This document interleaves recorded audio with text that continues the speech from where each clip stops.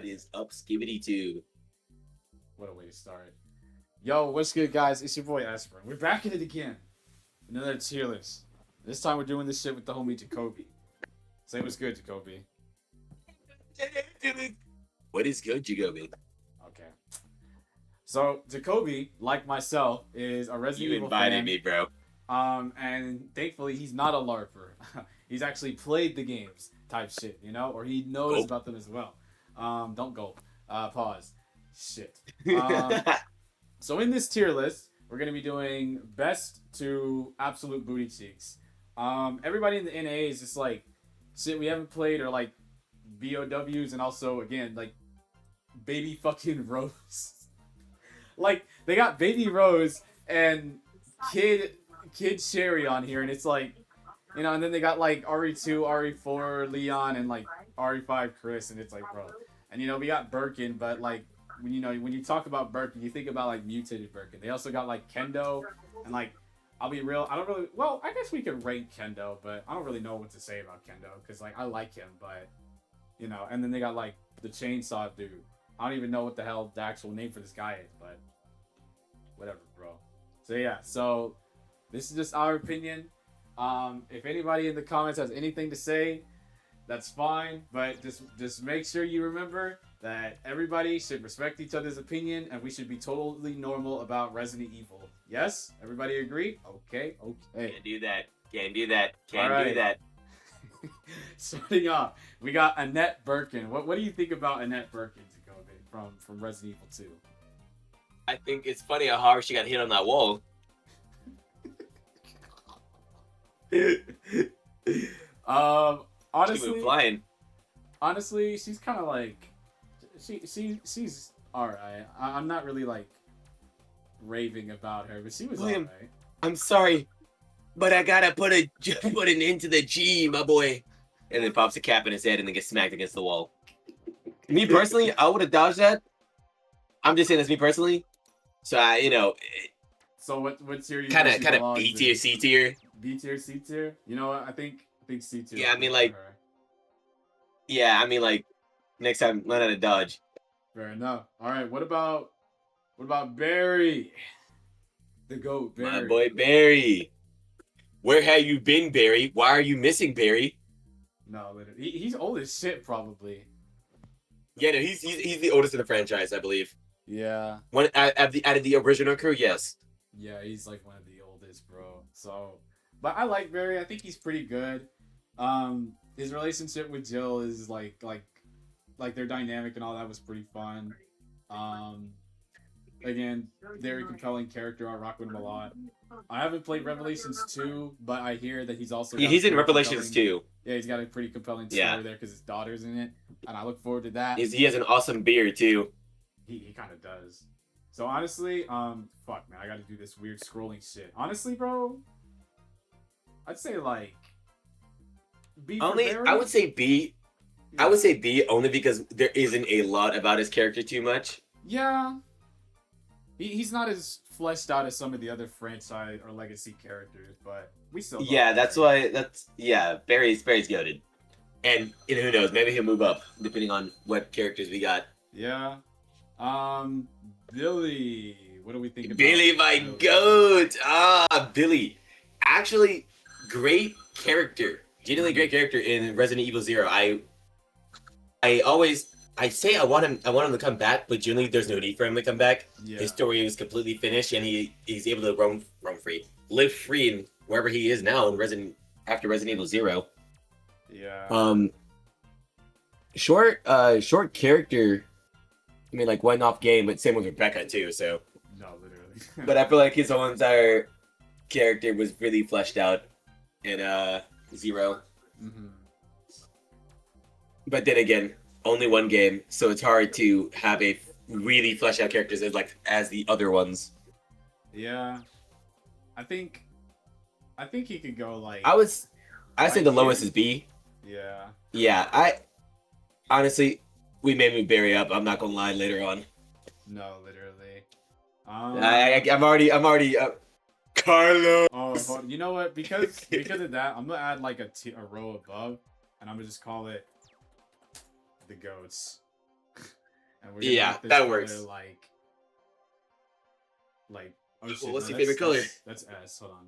S is red, but this shit, the goats. We're gonna make it like a nice little like this color, bro. Because there's already D for green, so yeah, this is like a pretty good spot for the characters. We already know who's going to the cathedral, but Carlos, off the bat, This think is Nathaniel Barnes. Open the door, please. Now here's a weird fucking placement. Nah, but for real though. Carlos is great character. He's one of the best. He's really fun, really compelling. Him turning and realizing like Umbrella's kind of fucked. I like that. Seeing his dynamic with Jill in the remake is pretty good as well. Go ahead. The remake.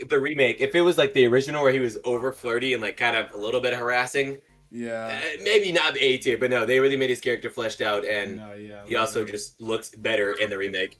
Yeah, he looks pretty good in the remake. It's funny because I think he's supposed to be like around the same age as Leon, but like he looks way older. But Yeah, I like which Carlos. is so odd. Definitely one of the best side characters in Resident Evil, and it sucks that he was only in one game. But like, you know, well, He left us in a cool colorless world. no. Literally. By the way, yeah, he was 21 Yeah. Okay. during RE3. Chief Irons. Oh my god, I don't even know what to say about Put this that guy. mother. No, he needs to be. right here. I don't think Absolute Booty Cheeks serves him.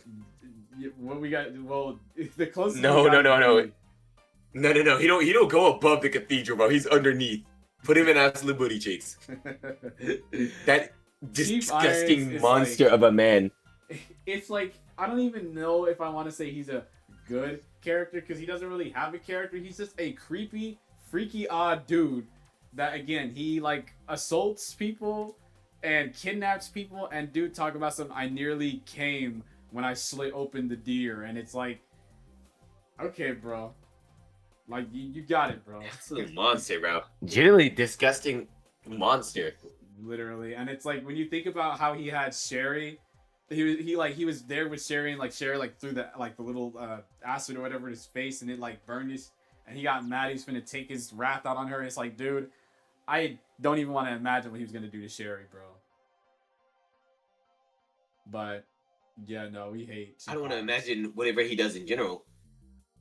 Claire, man, you already know where we're putting her, bro. She's like up here. Claire, what do you think about Claire, Jacoby? What do you think? I want to hear your thoughts, bro. Okay. I like Claire. She's a great character. RE2 and Revelations. I'm glad that hopefully she'll be back in RE10. That she'll be the main character. Yes, absolutely. I think I'm judging this because of Capcom themselves, how they refuse to bring Claire back. Is that I don't feel like her character is even fleshed out at all. See, Like it's not It's not like- an understanding of who she really is. well, the thing of it is, from what we know, she's obviously like her brother, except like a little, not as fucking crazy as Chris, because Chris is like a Border different punching beast. maniac. But she's got grit, she's got determination, she's got. Also, goodness isn't in she a her. medic? She's a medic, right? I think she's good at it, but again, she's like, it's funny because I remember the original idea for Claire is that she was like the biker girl, but like she had some military training, so she was like the first cool badass hot chick, you know. And that's kind of what they keep with her for like 2 and Code Veronica, from what I understand. But then like Revelations 2 kind of makes her a little bit more into like a hardened person, and you know, she's not as crazy as like Leon doing backflips and shit, but she's got her own skills, she's got everything going for her, and it's nice. Again, need to play Revelations 2, but Same here. I like her design in that game, and if she's coming back for RE10, I hope to see more of Claire and see how she's changed over the years and stuff, man, because it's Yeah, nice. so I looked it up. I was misinformed by someone online. Larper. No. I thought it was. I haven't played Revelations 2, so I just assumed that it was right. But no, she just works as an anti-bioterrorism activist and aid worker for the human rights NGO. Terra Save. That's what she Yep. does in Revelations too. Yep, she has So, her own no. company. Yeah, she didn't. She actually, she was just a college student in RE2, but I knew that. Yeah, fresh out of college, but she was But yeah. pumping bullets into zombies, man. That's our goat, bro. But She would just look at. Actually, you know what? I think S tier is correct. She went out there looking for her brother. Even in that mess, she's still looking for her brother. Instead of backing down, she pushed it all the way through. So yeah, And again, she went out of her way to save Cherry. So that's true. That is true. That is goaded. It's S tier. yeah. I got that. I get. William Birkin. This absolute dork of a loser. Hey man, what's wrong with a little bit of the Birkin madness? We put him next to his wife, or No, he goes above his wife, of course. Which put it in front. Yeah. Actually, no. What am I talking about? No, behind. behind? Yeah. I mean, like, if it was me, I would have learned how to dodge a couple bullets, like weaving it out, like Wesker. You think But so? I understand that not everybody is as cool as me or as good as me, or Wesker. Me and my homies. I get it. So he had to infect himself with the virus, but like he knew. I think it was a stupid decision because he knew that this virus was just going to destroy him and take over his body, Yeah. and he really doesn't have control. So I don't know what his in game was. Like, dude, I'm gonna destroy Umbrella. Stop you guys from it was doing to get this. back at them because Hunk and the others Yeah. showed up and kicked his ass. I get that, but like, after you get back at Hunk's crew, after he did, only Hunk survived. What does he gain then? He's just stuck as that creature. Yeah. It's like would it be rather get your revenge and to be stuck trying to kill your daughter and you eventually kill your wife, than you just die? Yeah. Birkin's You one are of those making things, viruses. He's got You a good are the boss problem. fight, bro. A good boss fight, but like, Yeah. as a villain, he's okay. He's nothing crazy. There's like better villains, and there's also worse villains, but he's okay. He's okay. I'm just upset with him. He didn't think this through. He killed his wife and almost killed his daughter. I don't like that. Yeah. Speaking of the Grim Reaper himself, the human unit that will never be killed. Where should we put Hunk? Spoiler alert. He lost to Leon, so he's a D tier. Oh. Leon sucks. I'm joking. No, but he really only has the Umbrella Corps game, right? Or am I crazy? It's Operation Raccoon City. Operation Raccoon City. No, wait, Umbrella Corps. I wouldn't know. I didn't play this shit. Hold on, give me a second, because I swear. Yes, Hunk is. Yeah, he's a legendary operator and former leader. Yeah, he is. Yeah, he is. Okay. Honestly, No, wait, hold on. No, the game. honestly, bro, I think Hunk deserves B. The Umbrella Chronicles. He's not in Umbrella Corps. I'm just making up stuff. I think Umbrella he Corps is just an belongs active back shooter. I think he belongs in B, and my reason for that is because We don't know anything about him. Hunk is so cool. Like, he's cool as shit.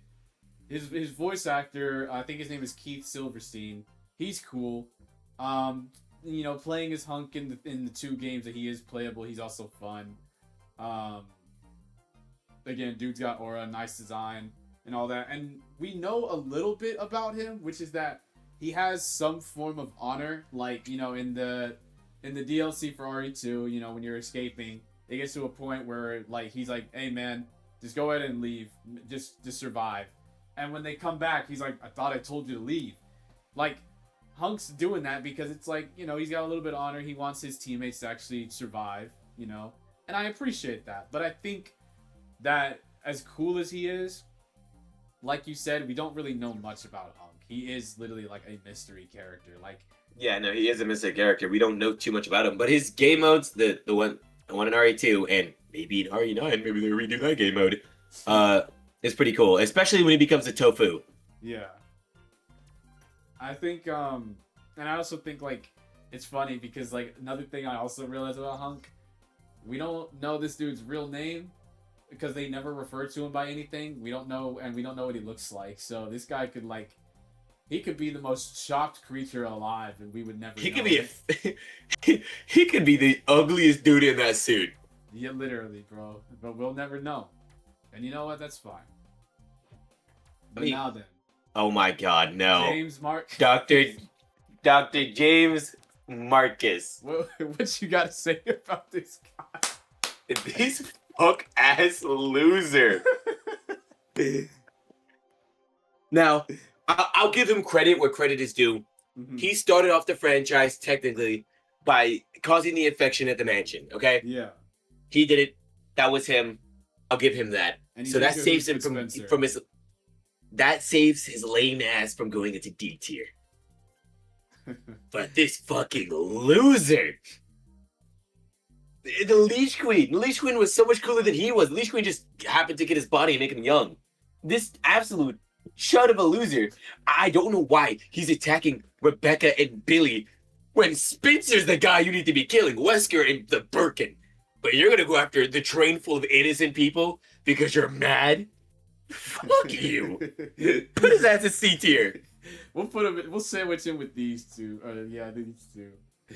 Yeah, James. I want to get my revenge. I want to get my revenge. Then go after the people. Why are you attacking Billy and Rebecca? Yeah, And the only cool part of you was the train scene. Oh man, bro, this dude. And again, his design is not bad, but it's like this shit don't look like Resident Evil type shit. It's not the first. It's not the only time Resident Evil does this, but it's like, I swear, if you showed this photo to someone, they think it's like an RPG villain, bro. Yeah, oh my gosh. Now then, No. man, I'm not putting her there, but put Jill in the goats. Jill is always gonna be up here, bro. Like, how you going to say my favorite character from the RE franchise is D tier? Well, no, she can one shot. She can one shot everybody on this list. She can just punch them and they're dead. Not Chris though, because Chris is just as goated.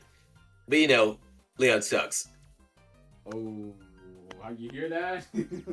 But no, yeah, Jill. I mean, there's so much to say about Jill. She is an awesome representation of like a badass woman in media. Like, she's independent.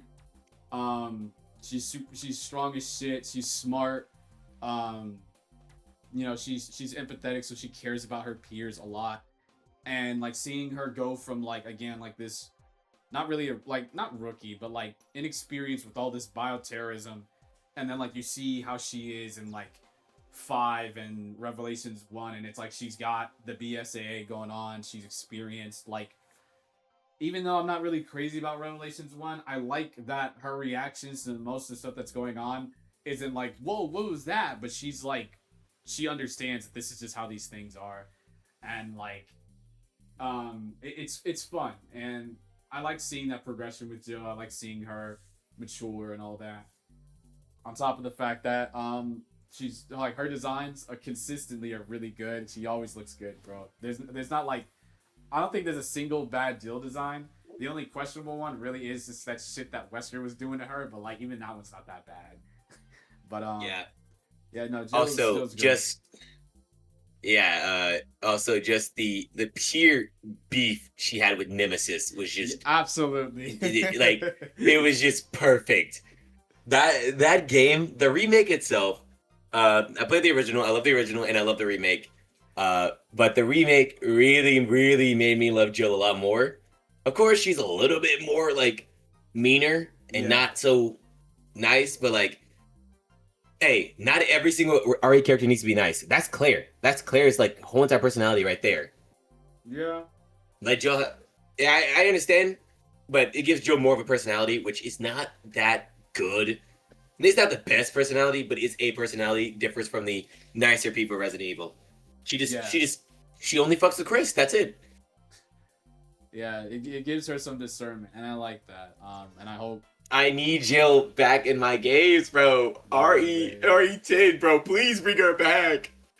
I need her. Marvin, I'm gonna just go ahead and put him at B. I mean, I like Marvin, but like, he doesn't really do a whole lot. But Marvin's good. He's cool. I like him. Yeah. I watched a clip where Marvin got blown to pieces by Claire. She said, "I'm sorry," and then proceeded to shoot a rocket launcher at him. Bro, I'm telling you, bro. Leon will not fuck with us. Victor. There's actually bro, not much to talk about Marvin. This guy's like. I'm gonna be honest, bro. I don't really remember much about this guy in terms of him as like a person. I just remember like the entire. He was cool on his death. Yeah. Continue. Yeah. Like he's just okay. He's not bad. The way he went out was cool. I did like his character. It just there was no time to really get attached to him. Yeah, literally. Or, yeah, I mean, I just couldn't get. I in the time that he was there, he went out with a bang. I remember him specifically because he had a cool death and was just like, I'm dying. And I'm going. Everybody's going down with me, or whatever. Nemesis is going down with me. I mean, shit. You think Nemesis had a crush on Jill? Anyway, let's move on. Yo, excuse me. Speaking of Nemesis, a tyrant, Mr. X. Yo, I gotta also put this dude in B, but like I might put him like above Marvin, but like, dude, it's Mr. X, bro. He's like classic stalker villain. I love him. Dude's got crazy aura, dripped out to the damn bone. Good final boss. Yeah, no, Mr. X is a classic. I love him. Yeah, great final boss. Only drawback is that this guy doesn't have a personality. I mean, I get it. He's just a full pure zone, just kill. That's it. No talking, no nothing. Exactly, just kill him. That's it. That's why I'm okay with him being in B tier. He doesn't really. He's aggressive, but not as aggressive as the next guy. Yeah, Nemesis. Oh, dude, I'm not gonna lie to you. I might put Nemesis in A. Like, I agree with that. I know it's like remake Nemesis, but like I'm thinking of just like in general, like Nemesis, man. Dude. Okay, so like, because I'm not really crazy about the remake one, but I don't mind it. But in general, Nemesis is just such a cool ass monster. Like he's got a cool ass monster design. He's intimidating as hell. Even like for the people who, literally the people who love the remake, they get to hear like that version of him saying stars, and I like both versions. Like I have a preference, but like I like the OG where it's just kind of like grunting, and I like the remake where it sounds like roaring. He's cool. Peach can't even swim. Yeah, no, he can't swim at all. I can't blame him. I can't swim either. What? No, I love the generational beef between him and Jill. That's what brought him up for me as like one of my favorite tyrants, or Nemesis. My bad. It's just that he just was relentless, and it made Jill relentless to kill him. Yep. They both wanted each other dead, and it's like, yikes! These residents sure are evil. Nemesis and Jill. And I think what helps that too is that it's like Nemesis terrorizes you for so long that when you finally get the chance to put him out of his misery, it feels so good. Like it feels great to see this motherfucker dead. That pretty well as well. I will say that the remake did capture that pretty well, of like the feeling of like killing this dude. Like it was like finally, he's fucking dead, and it was like hell yeah, dude, satisfactory. But yeah, no, Nemesis, great antagonist, great ass monster, and again, he's the best tyrant in my opinion, bro.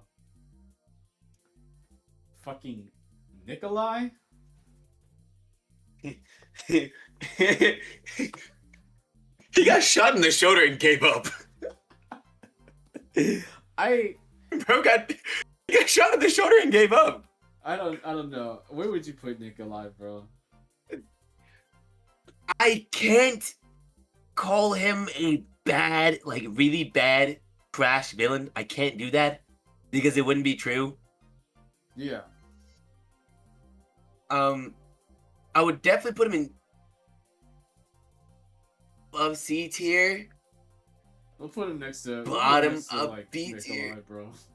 Like right here. No, yeah, top of C tier. I'm not gonna lie to you. I do like him as a villain. Mm-hmm. I feel like he'd be the top of C tier. Depends on what I see what's coming up next. I mean, whoever is coming. Yeah. What the hell? Oh. About the sad. Anyway, Rebecca? No, I didn't mean to talk about her. I was just looking later on, but no, Nikolai is a okay villain. He wasn't very memorable. Mm-hmm. Like, RE4 Krauser, that's memorable. He was not memorable, like Yeah. at all. Been Yeah. for real. Nikolai's kind of like. I'm gonna be honest. I only remember him because he's voiced by Neil Newborn, but Neil voices a much better antagonist, that being Heisenberg. But we'll get to him. Yeah. Plus, the final scene with Jill Carlos and him, he got Yeah. shot in the shoulder and just gave up. It's I like, mean, I'd give up too if I got shot in the shoulder. yeah, I was winning the He fight. I was winning the No, fight. How 'cause, the like, fuck he I was- lose? because he starts crawling on the ground. It's like, dude, your legs are fine. Stand up. I get the pain is like 100% unbearable, but your legs aren't gone. And if it was me, I would be petty and start trying to go for my gun and still shooting at them. Obviously, I would end up dead because I'm weaker and Yeah. just not doing well. But yeah, I just feel like he could have pushed to be a better villain, Mhm. but he decided to just be an okay villain. All I'm saying is, bold of this guy to think he can take on Jill after she just killed a damn tyrant, bro. Yeah, no, that was stupid. Yeah, no, that was just straight stupidity. Yeah, but he's stupid. This is Nathaniel Bard. Rebecca? Okay, this is purely video games, not any of the movies. So this is just RE0 and a little bit of RE1, of course. Yeah. I Like, where do we put her? she cannot be S tier. That's not possible. So like, I'm being A real. tier? A tier, B tier, low A tier, high B think- tier. I love Rebecca. I love Rebecca. Honestly, I love playing her. I love RE0. Not the highest of B tier, but I'm saying high B tier. I but- think this is fine because I don't think I like her more than Hunk, which is kind of crazy because like Zero is her game and Hunk doesn't have a game to himself technically. I mean, he has the spin-off shit, but I didn't play that shit because I. Yeah, but but- like I like her. I just think like her presence on the series is like next to none. Like she doesn't really have much of a presence on the franchise. She barely gets referenced, and when she does get referenced, it's just the dumbass Rising Rookie photo that they do like Stupid all the time. Basketball. Um, I love her character, yeah, she's good. but I feel like she doesn't really grow in our Resident Evil in our own game, Resident Evil 0. She starts off as just like as soon as she sees Billy, she does not play any games with Billy, and it's just like, hey, Yeah, you need to get in line or else I'm shooting you in the back of the head.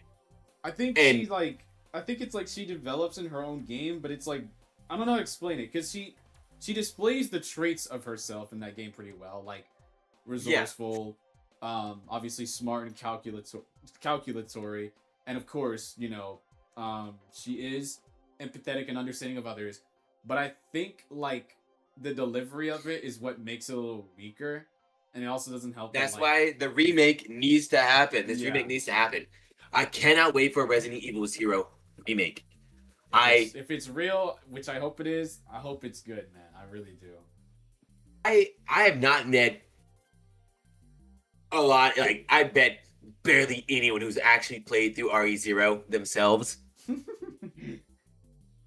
Dude, I literally, when I bring up Resident Evil 0, nobody talks about like play. I never played through that. I played through Resident Evil 1, 2, 9, but never 0. And it's like, I feel she is underrepresented, obviously, because she only has one game. But even in that one game, she is not fleshed out, which makes me upset because I love her character.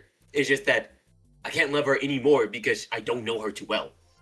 yeah, This is the games. I feel like if she was there a lot more in the games, like she could have had like a similar role to like Hunnigan kind of, or like maybe she'd be like an actual on the field medic type shit, and it would have been nice. To see I her feel like with on the field other because I two. feel like she wouldn't allow herself to be on the ground or like up away from the combat. Yeah, I also think like it's so weird because it's strange to me that they didn't bring her for like the stars characters, you know, like RE5.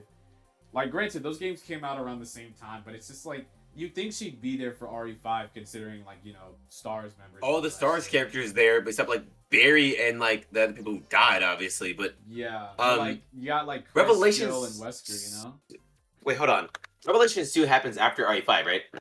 Yes, I believe so. Okay, so Barry is doing his own thing over there, but like, why wasn't Rebecca included RE5? Like, almost Again, every Star Wars person was there. again, Wesker, like the director Jill. said, man, they think she's too weak and submissive, which I think that's kind of bullshit. She threatened to pop a Cap and Billy as soon as she saw him. Literally. Like, she was going to kill him the very first moment they met, but decided against it because it'd be smarter for to keep him alive. And also, well, it was also just because, you know, it's her job to keep him alive because he's supposed to go to transport. Exactly. But even then, she was like, I'm not afraid to kill you. Now then. I love her, but oh, this over. Okay. Okay. Hold I on. I wouldn't say no. I'm gonna put him in. I wouldn't say overhyped. Yes, I'll put him yes, in he's in the Ghosts, goats, but here's the thing. obviously. I think the Ghost is just gonna be like characters that just kind of like they're just in there, not really a ranking. But like, Yeah, that's so fine. the thing about Leon is that okay, he's overrated, but not in a sense where I feel like I don't like him enough or something. It's just that like there's so many people who are so weird about this character, be it like sexually or just like if you don't like Leon, then you're basically like the Antichrist. But I love Leon. Leon is my favorite male Resident Evil character. Great journey, great progress throughout the stories. Dude's always dripped out to the damn bone. He just continuously gets cooler and cooler throughout the maybe not 6, but RE6. he gets cooler Okay. from 2 to 4 and then 4 to 9. How about that? I say this about Leon. I hate on him with all my heart. I don't hate his character. I hate the LARPers, and they really tainted this character for me. Absolutely. I've seen so many people dress up as this character, but have no idea what this character is even about, his story. And RE5, I know, not 5, RE6, I played the mess out of that game, RE5 and 6, the worst in the franchise, obviously. But I love those games to death. RE6 Leon is not one of my favorite Leons, that'd be a lie. But I don't resonate with him, I'm not a drunken alcoholic. I understand the character they were going for. It was obviously poorly made. RE6 Leon is way too edgy, but I don't like the fact that everybody forgets that RE Leon exists. And it's not because he's a drunken dude. It's because they just hate the game so much that they won't even acknowledge that there's certain characters in this game that exist. RE6 has like some great characters. And then there's Helena. I mean, like, there's like really good characters. Pierce. I can never say his name right. Jesus, man. Pierre? Wanna come out here? But I feel like Leon is a great character. I love where he came from. In the original of 2, the reason why he was late is because his girlfriend broke up with him and he was drunken, and that's why he showed up late. Yeah. But in the remake, I like what they did with him. He was just late because of stuff. It wasn't anything like being drunk. It was just, this is actual rookie who's just coming in, and he's grown to RE4 Leon, which he was just like, I'm so sick and tired of doing this, but I got a job to do, so I'm gonna keep doing it. RE6, that man was so depressed he was willing to kill himself.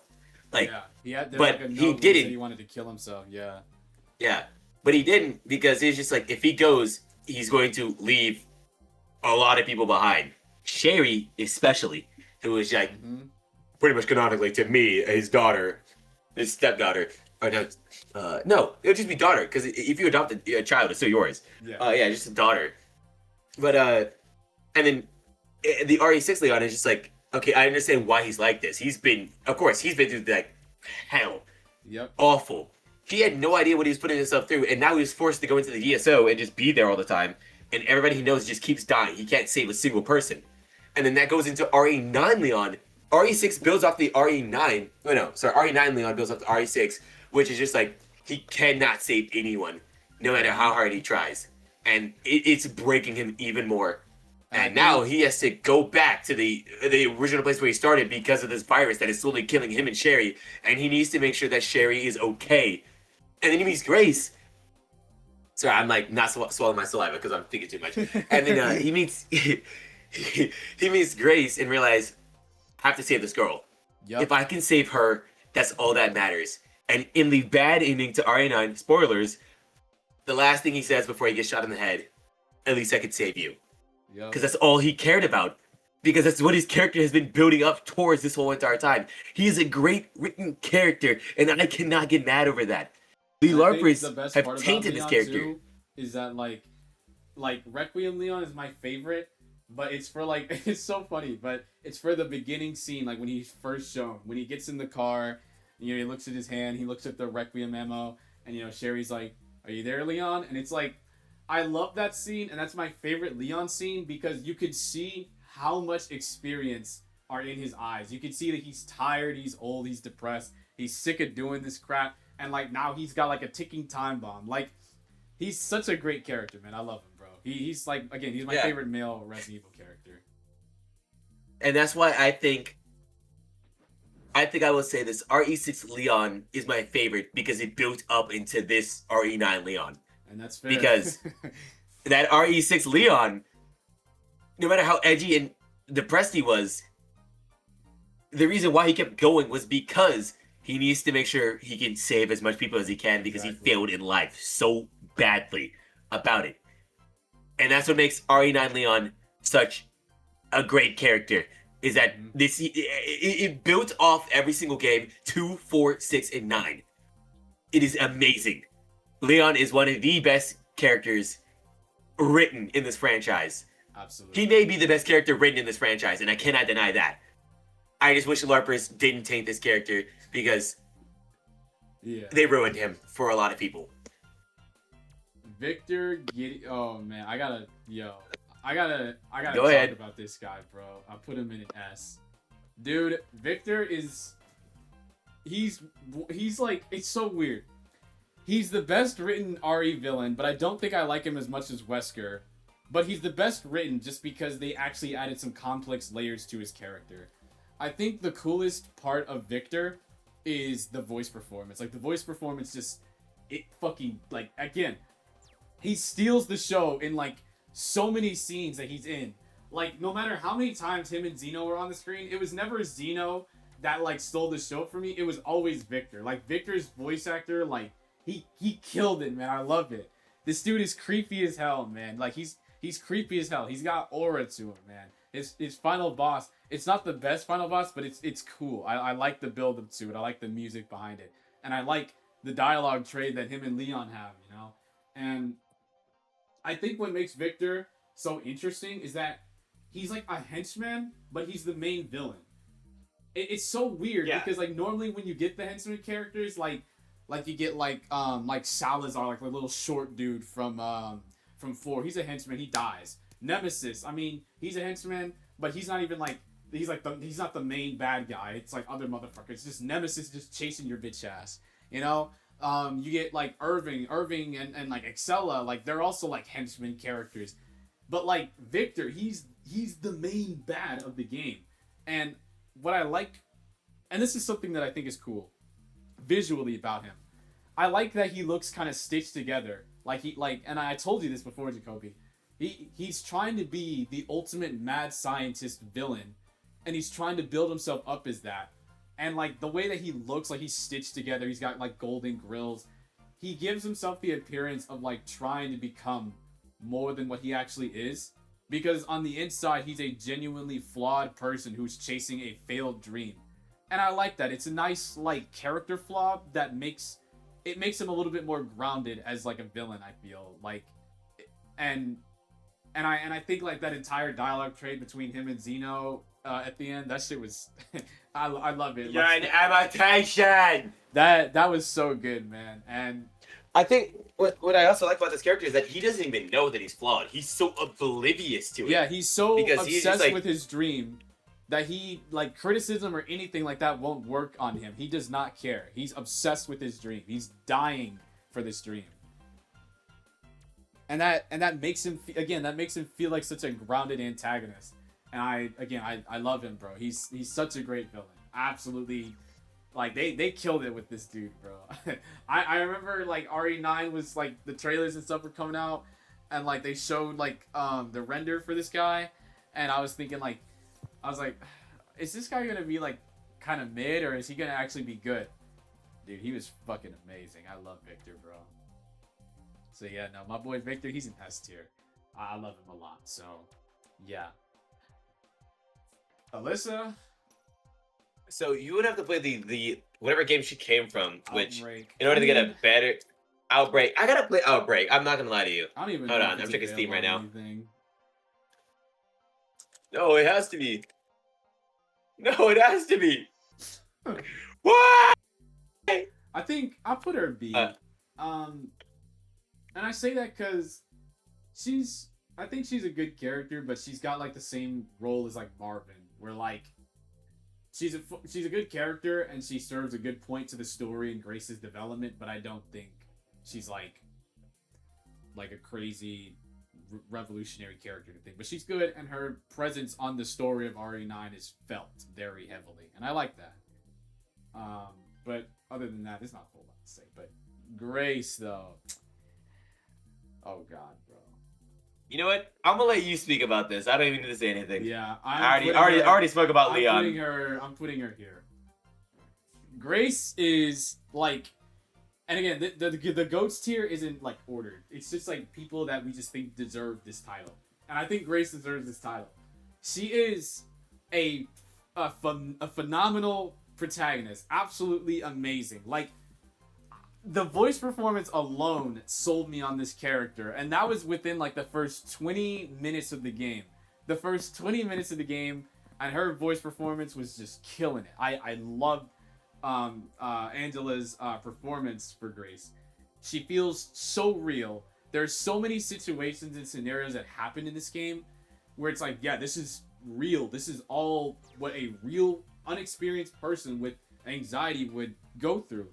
But despite her experiencing these terrifying situations, she still musters the courage to endure. And I like that. It feels like a real person, but at the same time, it's still of that RE standard that makes it good.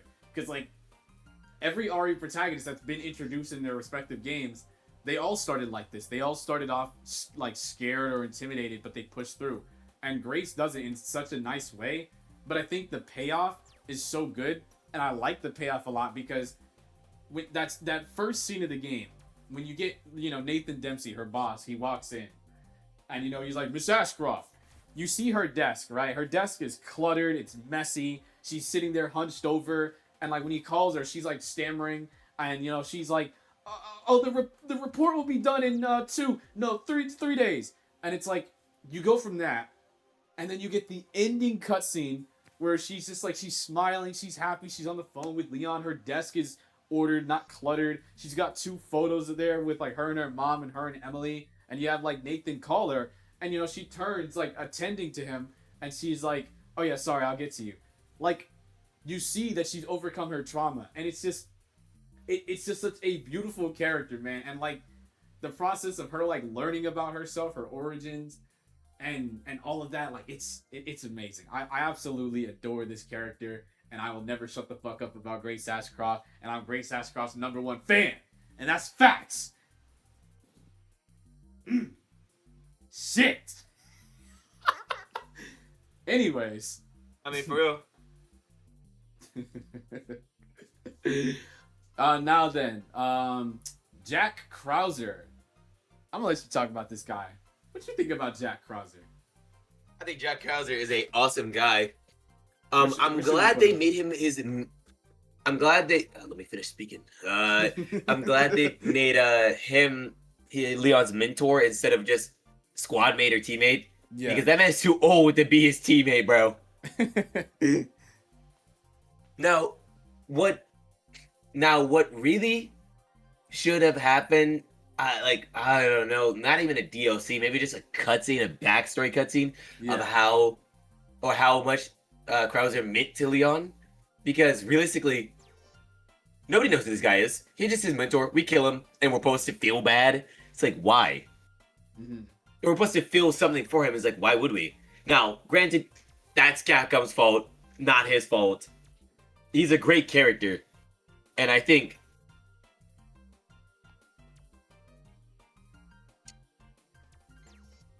But he's definitely. I want to say, I feel like A tier. I think. Low A tier. Yeah. He doesn't beat Carlos and Nemesis, that's for true. Yeah, no, like, I think Krauser is good, and like his death is sad, but like it's one of those things where like the game that he's in, I forgot which one it was, but I know that they go on like a mission that was called like Operation Javier, and like I've seen like the footage and cutscenes and all of that stuff for that game, and like there's not too much about Krauser as a character, but you do see him and Leon's um development and all that. Granted, that was back when Krauser was like the rival character, not like his mentor, but you still get an idea of like their relationship. And the remake does confirm that Operation Javier was canon because they bring it up at some point. Um, but yeah, I like Krauser. He's also a really good antagonist. Yeah, he's pretty cool, and also he's fun in Mercenaries. So, That's true. Yeah. He's just really great in Mercenaries. the girl. Okay, this character pisses me off because if they could have saved Emily, why didn't they do the same thing for her? Grace killed her. I mean, granted, yeah, they didn't know that they could save her, Yeah. but like, if Grace was reading the files and just understood what Emily was saying to her, she would know the girl was just another version of Emily, obviously, or Grace herself, but she doesn't acknowledge that, which makes me a little upset. But overall, that thing, the girl, is a great chase monster. Absolutely. Scary as heck. I never died to her, unlike this chump over here. I But, never you know, died there either. What are you talking about? There's literally a YouTube video of your head getting chomped Hey. off, buddy. Hey, that was insanity mode, bro. Okay, but I didn't die to her in insanity mode. She's dead in my gameplay. Fair enough. Anywho. Fair enough. I think she's a great villain, great monster. I wouldn't say villain, great monster. Chasing you all the time. Definitely B tier. Yeah, and she's also got like a pretty tragic story as well. I'd put her like with. Yeah, her story is actually pretty decent. Yeah. Yeah. It's just there's nothing else about her. That's just it. And I think the saddest part though is just like the fact that like because the virus works off of memories, in her mind she's trying to protect Emily from Grace, and But Grace It's doesn't like- know that. Yeah. it's like, man, if only Grace realized that that was Marie, like, you know. But then again, I guess like Marie there's probably like no convincing her because she's like too animal brain basically. Now then, Yeah, fair enough. Lady Dimitrescu. The Gooner woman, no, she's not the Gooner woman, because that's later on down the road. I Well, see you, Jessica. Well, she is one of them, but yeah, she's got some stuff going for her as a character. A tier. A tier. Great villain. Yes, A tier. Great villain. She is. I personally was more horrified than, freaked on by her. Because of every moment, it was just scary. Tall, giant woman chasing me, cutting off every limb I have. And then she turns into a dragon. Which you think she would turn into a vampire. But no, subversion, she's a dragon trying to eat my ass. And I'm scared.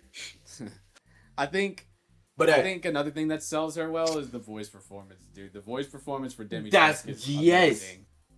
The voice performance is amazing for Dimitrescu. Yeah, I like Dimitrescu. I do think some people overrate her a little bit, but like, never am I gonna say like, oh, well, they can't like her that much. They're dumb. But I do like Dimitrescu. She's entertaining. I just hate that she had such like a short role in the story, like, because again, like all the trailers and stuff made it seem like she was gonna be there forever. But like, you get that one section with her in Castle Dimitrescu, and that's it. And it's like, next to Heisenberg's factory, Castle Dimitrescu was like one of the best parts of that game. Yeah, no, it's straight up. But yeah, she's good. Chris. Yo. Chris. No, throw him up there. Throw him Please. up there. Yo, this is your goat, so I'm gonna let you talk about the homie Crow. Yeah, nah. The man, the myth, the legend, Chris. Now, he has a similar story to Leon with people just dying around him. Literally in RE, him and Leon in RE6 just depressed. Which, I think granted, it's crazy though. Is Chris that, like, wasn't Chris too handled it differently, depressed. though. Chris handles it like so much. Yeah, Like, he did handle it different. so much more negatively because at least Leon keeps people with him, but Chris, it's like he's just, you know. No, yeah. Chris, he has gone through shit. He was there since the beginning. This poor guy. I love him. He, the mansion itself. Yeah. He's been there since the beginning.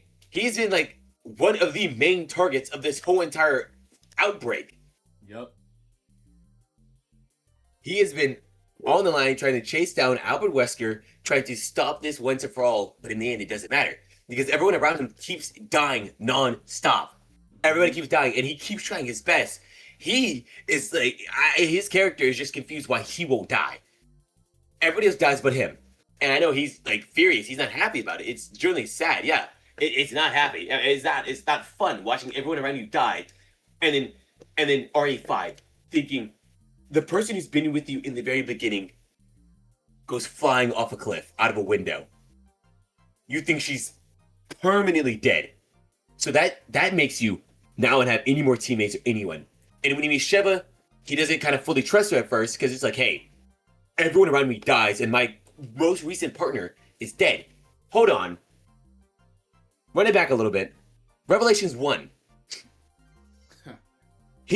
Not a lot of people have died yet, but people, Jill is off doing her own thing, and he really, obviously, who knows, he may not fully, have a crush on Jill, but Jill means a lot to him because that's his partner. That is his partner. Exactly. BSAA partner. And that stupid, dumb Lady Jessica. What, do you trust me as much as Jill? Lady, you earn trust. Dude, and on top of that too, it's like Jess. He's known Jill for like a long time, bro. He has every right to trust Jill over you. Yeah. Excuse me.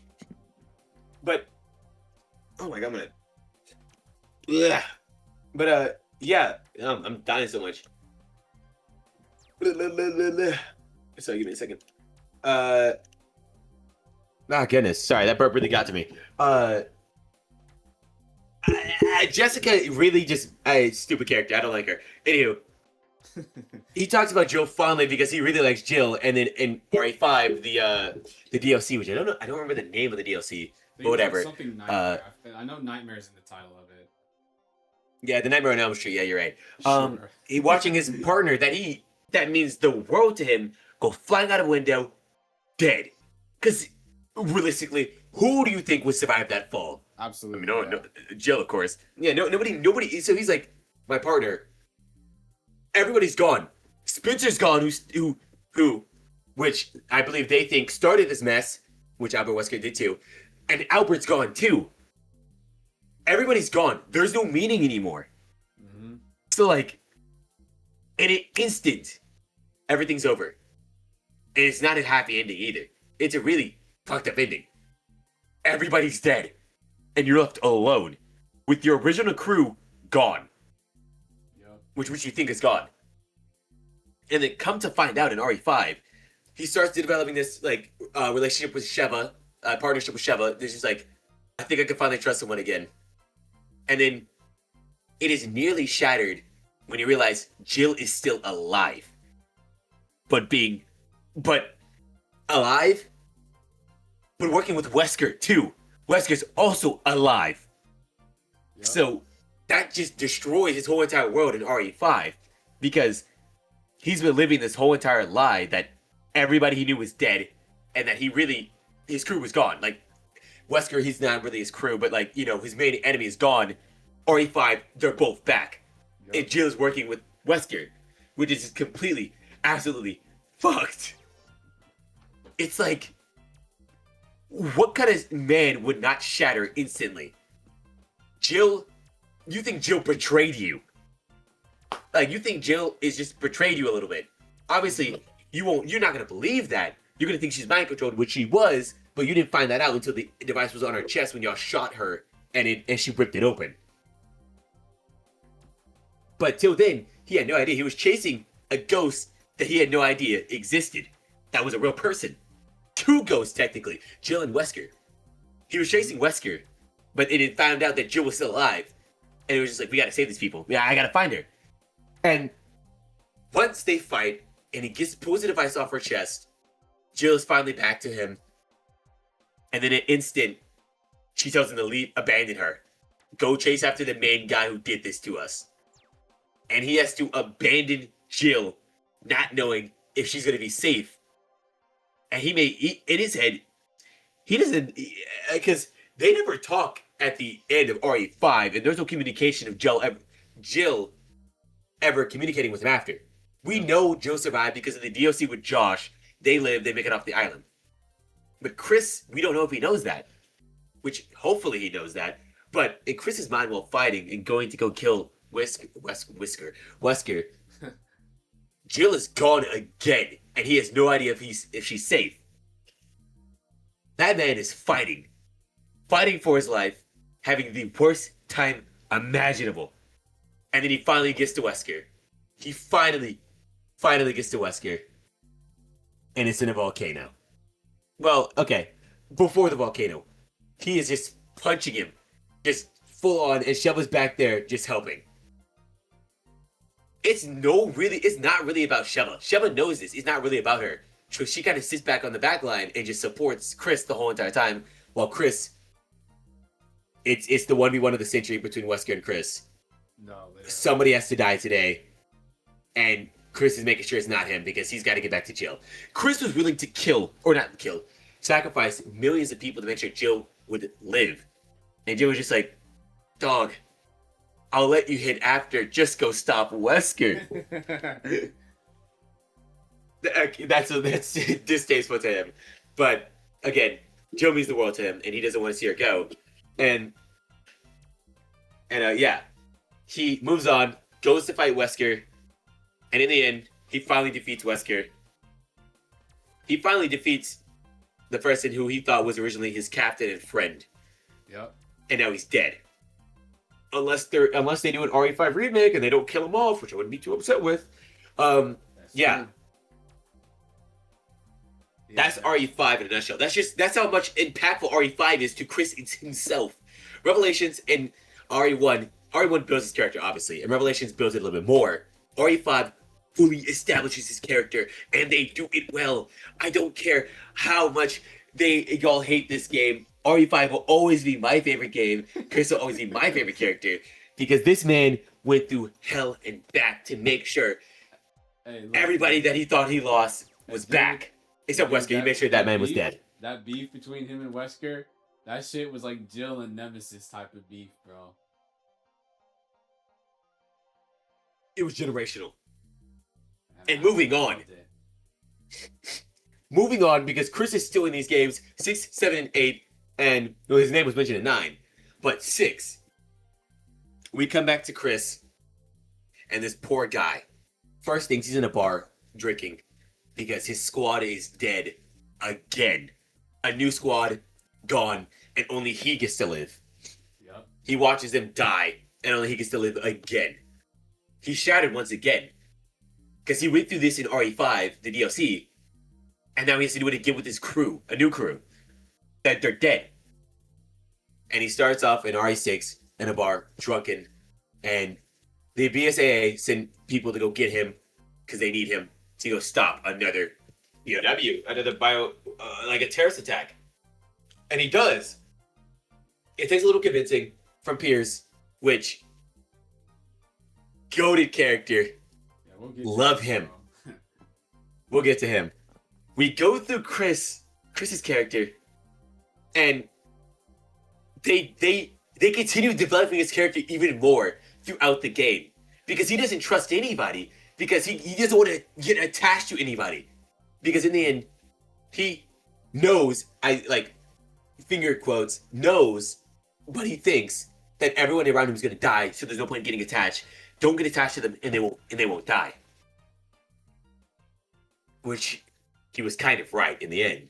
But he goes to the story again, fighting through hordes of zombies with Pierce, and slowly, his team slowly gets wiped out again. And then it's just him and Pierce. Pierce. How do you say his name? Pierce? Or Piers? Piers. Okay, I'm not crazy. It's like Piers. Piers. Okay, Piers. His team is slowly wiped out again, but Piers is there with them in the end. And he goes through it, and Piers got his back the whole time. Yeah. Piers is the best teammate to have. No, literally. I cannot lie. When it comes to the teamwork and team, Pierce is like number one up there, number one teammate for me. Absolutely, that's valid. The motivation and the character development he pushed towards Chris in RE6 is genuinely insane. I hate the people that are like RE6 is bad. I get it. It is not an RE6 game, but you cannot call it a bad game because it is not a bad game. It is a great game. And the character that he Piers molds Chris to be is one of the best Chris's I've ever seen in the franchise. Yep. But unfortunately, Chris loses Piers again in the end. What were you about to say? I was gonna say Piers' sacrifice is like, it's crazy because like Resident Evil has like a lot of sad moments, but it's not really the kind of franchise you look at and you're like, oh my god, so many depressing moments. Because normally the games always end on some sort of like happy note to some extent, like a bittersweet, but like sometimes happy. But like Piers' sacrifice is like one of the saddest moments in the entire franchise, bro. Like, I remember seeing someone say that shit had them crying, and I can't even blame them, dude. It's heartbreaking what happened to him. But like, if it wasn't for Piers, Chris wouldn't have been there in 7 and 8, dude. So we have to thank him for that shit. Yeah, we have to thank him for that shit, and I thank you, Piers. Genuinely, it is. Piers is a great character, but besides that, it broke Chris in the end again because he got attached to someone and they ended up dying again. Yep. It's just nonstop. He gets attached to somebody, they die. It just sucks. But Piers' death was necessary in order to fully flesh out his character because in the end, Chris accepts that it's okay. This is going to happen. I'm not okay with it, but I have to learn to accept it. And that's why I love the RE writing. Come on, man. They did it with Leon. They did it with Chris. They like, oh my gosh. And RE7, he's not there in RE7 too much. Yeah, it's the DLC, yeah. It's the DLC, which was, it was big freak out for me. I haven't finished RE7. I played through half of it. Of course, I watched it when it first came out because I couldn't afford it because it broke. But when it first came out, I watched it, and then the ending cutscene where it's my man Chris. Yeah. Oh my gosh, I lost my mind. But in the DLC, he just action packed because that's Chris. He's action packed, yeah. And he looked a little happy in that one. He just like happy. He was happy to see someone alive for the first time in a long time. Dude, and you get that same thing in 8, bro. Resident Evil 8 Chris is like... Hold on. That dude, bro. He's cool. I love RE8 Chris. RE8 Chris. He gets memed on a lot because of what he did in the intro. He's an idiot. He should have said something. But I understand where he was coming from. Mm-hmm. Comes in. Oh, Ethan, how's it going? Shoots your wife 40 times in the head. Leaves without saying anything. Later, bro. Chris, you should have just said, that's not Miranda. Oh, sorry, that's not Mia. That is Miranda. That's not Mia. That's it. This is somebody else. Follow me. We can get you out of here. But I understand why he did that. He didn't want to lose Ethan. He didn't want Ethan to go through anything that Chris has went through. And he didn't want to lose Ethan because he's sick and tired of losing people. Yeah. Which is, it sucks for Chris because he loses somebody every single time. Someone is gone from his life all the time. I think one of the best parts of that game is when Ethan's like, yeah, we're gonna kill Miranda, dude. And you see Chris smile, and like, that smile has like so much like weight behind it, dude. Like it's like, you know what it is? The way that Chris smiled at Ethan was the same way that Leon looked at Grace. It reminded him of Yeah, like himself. Like I'm pretty yeah, sure to Chris, the way Ethan was acting, it reminded him of how he felt when he wanted to kill Wesker. And I love yeah. that for Chris so much, man. It's just, it really is amazing, and I love it. It's amazing. But Chris is in this game is trying his hardest to just stop Ethan. Just stop Ethan. Ethan, please listen to me, man. Cut it out. We got this. But Ethan can't. I won't go into Ethan's character at all because Ethan deserves his own speech to also, which I would love to go over that later, and like another hour when we're doing this. But Chris is an amazing character, and he's written so perfectly. And in the end of 8, towards the end of 8, he is going on because Ethan.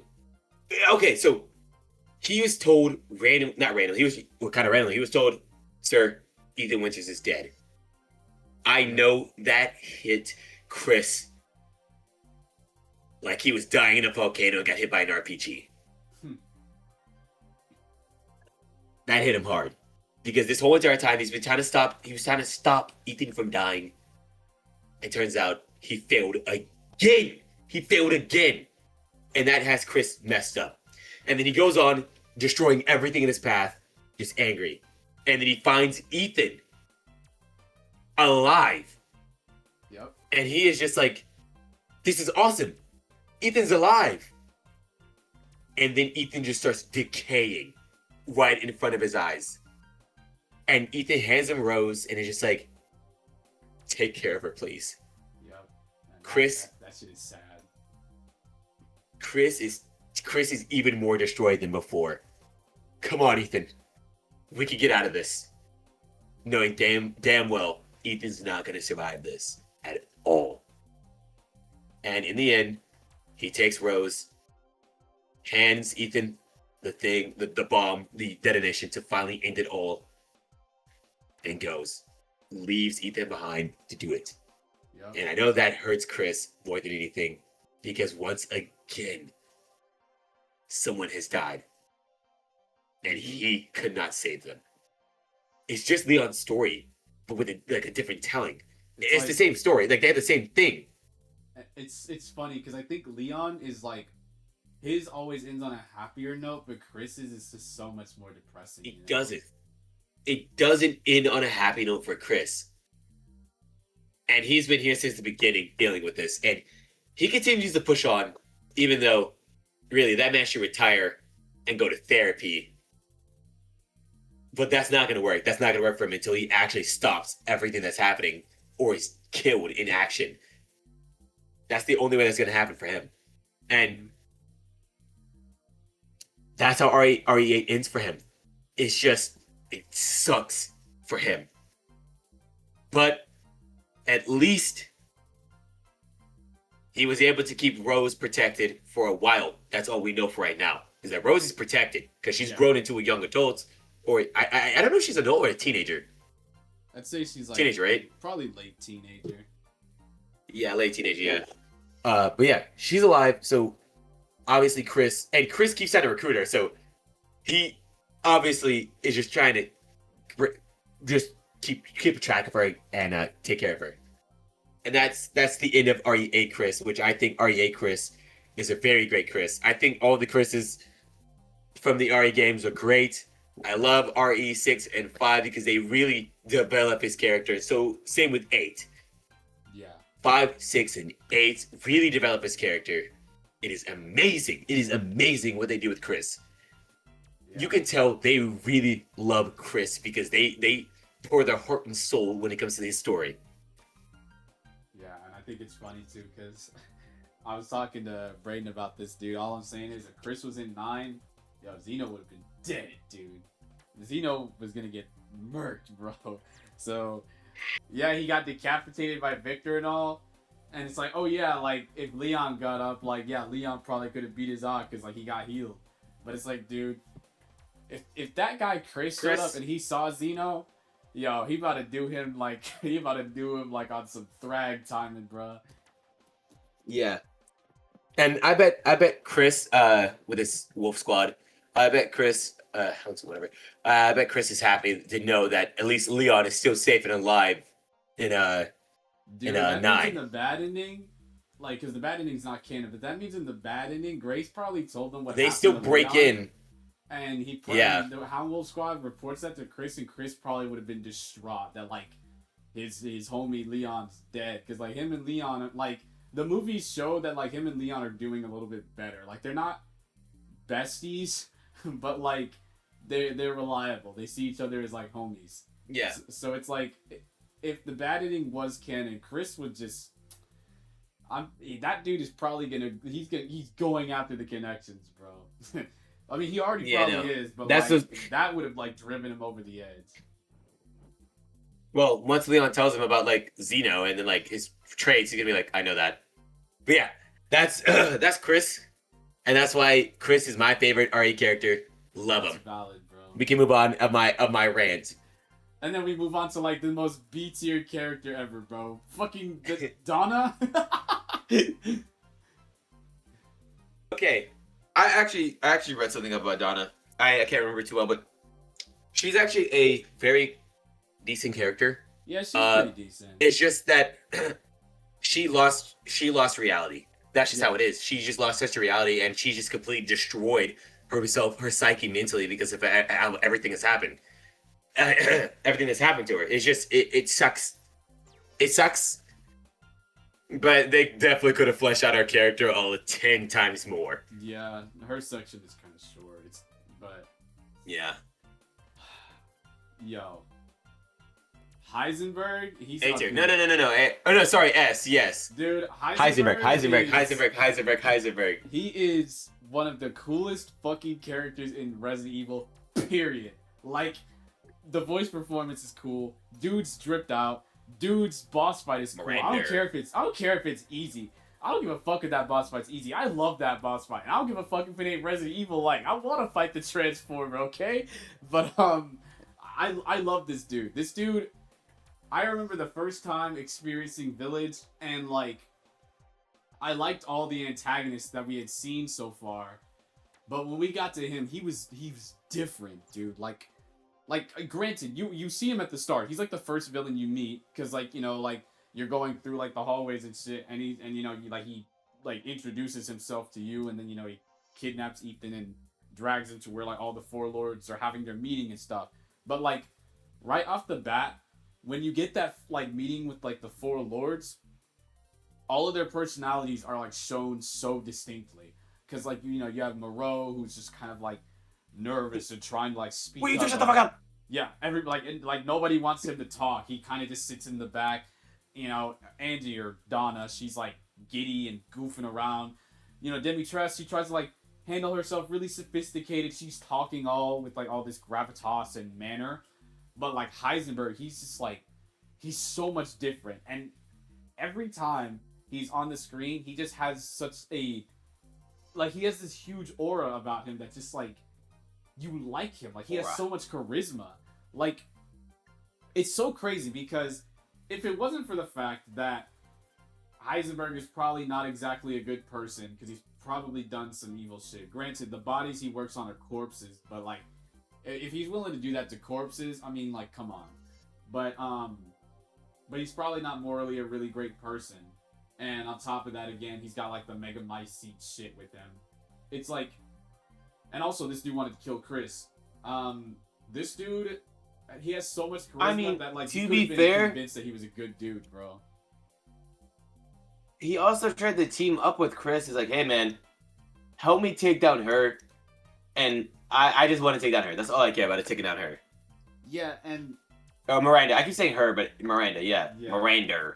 Yeah, Miranda. Which I cannot get over the fact that we killed him. I kind of don't. I'm upset about that, I won't lie. Yeah, it's like, I wish it was a different ending where we teamed up, like.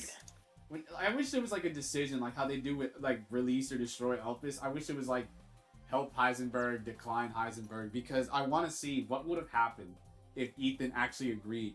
Because I feel like they actually probably could have taken down Miranda. Like, Miranda says this a lot, but Heisenberg was the strongest of the Four Lords. The Duke calls him the most dangerous of the Four Lords. He's the smartest. He's the one who has access to like the most shit in the village. This dude has like electromagnetivity, and like again, he's such a fascinating character. I love him. Again, the charisma is just, it pulls you in. It just, you can't hate this dude for anything. He's just so great. And I like that, like, unlike the other lords who like, they all want some form of like love or attention or something from her. And like Demetress, she wants to be recognized as the most professional, the smartest, the best. She wants to be recognized as like the one who knows what she's doing. But Miranda doesn't see her that way. Donna, she wants to be loved. She wants to be cared for. She doesn't want to be treated like she's ugly or different. But she's also disregarded. Moreau, he just wants to be loved. The same as Donna, but he's considered Miranda's least favorite. But like Heisenberg, yeah. She loves Heisenberg. She absolutely adores him, but he hates her. And I like that there's like, again, that contrast where it's like all the other four lords want something from Miranda, but she wants nothing to do with them. Miranda adores Heisenberg. He's the favorite child, but Heisenberg can't stand her. He doesn't like being controlled. He doesn't like that she's using him. He doesn't want to be that way. He wants to be his own dude of his own free reign to do what he wants. And I like that. And I like that he was so willing to speak to Ethan to actually like change the norm. Like he was like, I don't care about like this family drama. I want out of it. I don't want any part of this. Because, you know, Ethan's like, I don't give a damn about your family drama. And Heisenberg's like, well, neither do I. But, like, I just love that. And, again, he's just a great villain. I don't think I like him as much as Victor, but he's definitely up there. He's cool as shit, man. I love him. But now then. I do too. Great character. The bitch that he hates, Miranda. Okay. I don't care for her. I'm gonna be honest. I might put her right here because Miranda. I think I like her setup. I like that she's kind of the reason Umbrella exists, and I like that she wants to bring her kid back and all that. That's cool. Her design is also really amazing, dude. She looks fucking like ethereal. I love her design. Yeah. Especially like when they're having the four lords meeting, and she has like her wings like wrapped around her body, and she just like she stands out, but she's not saying anything for like most of the scene until she like tells everyone like basically to stop talking. But I think like she just fails to deliver when it comes down to like main antagonist. You know, like I think she's a little underwhelmed. Yeah. Like 100%. I feel like she kind of fails in that category. It's just yeah. Like she could do better, but she just doesn't. Yeah. Again, I like her, but like she could have just done more. That's how I feel about her. But again, she's not bad. She's good. She's fine antagonist. Just I wish I would have seen a little bit more from her. And there are like some parts where I think about like why she disguised herself as like some of those other people. Like again, like the old bitch. It's like Mia. I don't know why she did that when she could have just like slimed bro out, but you know. Yeah, I don't know why she allowed Ethan to kill the lords, but yeah. Rose. I actually don't know. Okay. I might put her in B, or how do you feel about Rose? I want to hear. She is B tier. I played the DLC recently. I like her character. Obviously, they're building her up for something later down the road because she'll be around 2038 or something like that. She's around that era. But her character is pretty okay where it is right now. There's nothing wrong. She's just a kid who wanted to get rid of her powers, and because she was just like she gets bullied by it. But in the end, she learns to accept the powers because it is what makes her her. It's like it's a cheesy story, yeah, but again, it's a kid learning to accept who she is as a person, which I think is great. And you can tell that she's definitely Ethan's daughter. Yeah. There's not much to her right now, but I like her. She's B tier for me. Moreau, he's also B tier. I mean, My yeah, B tier. there's not much to say about Moreau other than just like you feel bad for the guy. He's really sad. Yeah, I feel bad for him. It's like what Ethan said. He's pathetic. Not in the way that Ethan meant it. Ethan meant that shit to like he hated him, but like this guy is sad. Ethan was mean. This dude is like I like the fact. Okay, again, I like the idea that he wants so much approval to the point that he's willing to do this deplorable crap for it, but it's just like with Donna, there's Eating not a really bowl a of whole lot cheese. of. Well, that's probably the worst thing he's done. He had a bowl of cheese he was eating. Nasty son of a bitch. But I like him. It's just again, like with Donna, I think they got overshadowed by Heisenberg and Dimitrescu. But he's not bad. He's all right. I don't know, man. The Duke. The Duke. I say He carried. I wouldn't say carried, but he definitely No, not okay, not okay, never mind. Move him up here. I say A tier. I want to say A tier. I like him. He's he's such a jolly giant. That he is, and he helped out. Like he kind of carried Ethan a lot. This and 8. He's just the merchant, bro. He's the one who sells him stuff. He is goated. He is amazing. Yeah. And he's big. Okay, bro. Yeah, no, I love the Duke. He's like the merchant, where it's like every time you get with him, it's just such a comfortable experience. You just get to relax, sit down, have a nice chat with him. It's nice. I like the Duke, and I like the fact that he's more than what he seems. He's clearly like some people think he's like supernatural, but I think he's just like another like Mega Mycete thing or whatever, but he's just a friendly dude who just wants to help.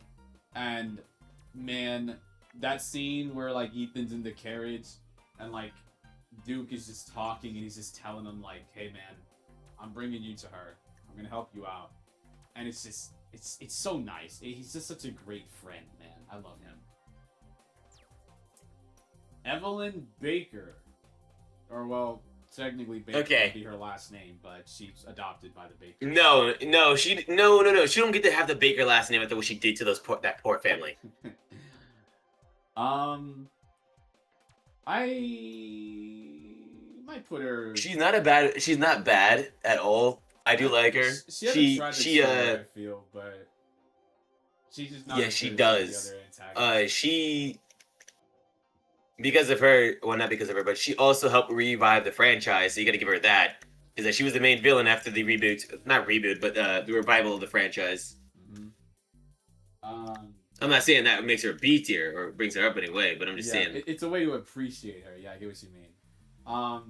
I think again, she's got like a tragic story. She's just a little girl who's raised to be a weapon, and it's like she just wanted a family, but unfortunately, it's a very twisted perception of it to the point that it's like corrupting the Bakers. Well, not Lucas, because Lucas is just evil, but and we'll get to that prick. no, that's just shit of Lucas. But like, I like her again. Fun antagonist who's like, and when I say fun, it's like it's like a classic trope, like the Samara or like Sadako type thing. That's what she gives me the vibe of, like the ring grudge shit. I like that vibe of her. She's creepy. I like that. And I like that one moment. I think it was in like the Zoe DLC, where she's standing there as like the Bakers are just going on about their day, just talking and yapping and blah blah blah, and she's just standing there like all creepy and shit. And again, she's good at the fear factor. I like her a lot, but as a character, she's all right. She's an all right antagonist. Nothing too substantial or crazy, but she's great. Jack, Yeah. though. Jack Baker, bro, not C tier, No. but dude, this guy. Throw him up there. He's S tier. Dude, S tier. Okay. Yes, he is. the mix of him being unintentionally funny, like when he goes to chase Ethan and he gets the shovel, he breaks the table. He's like, "Oh damn, I gotta replace that again." He's so fucking funny, but like at the same time he's scary as shit, bro. Like another hard ass bar. I'm gonna take you for a ride. I Hold love on, this look up dude. that one image of Jack just staring at the screen. Hold on, let me see if I can find it.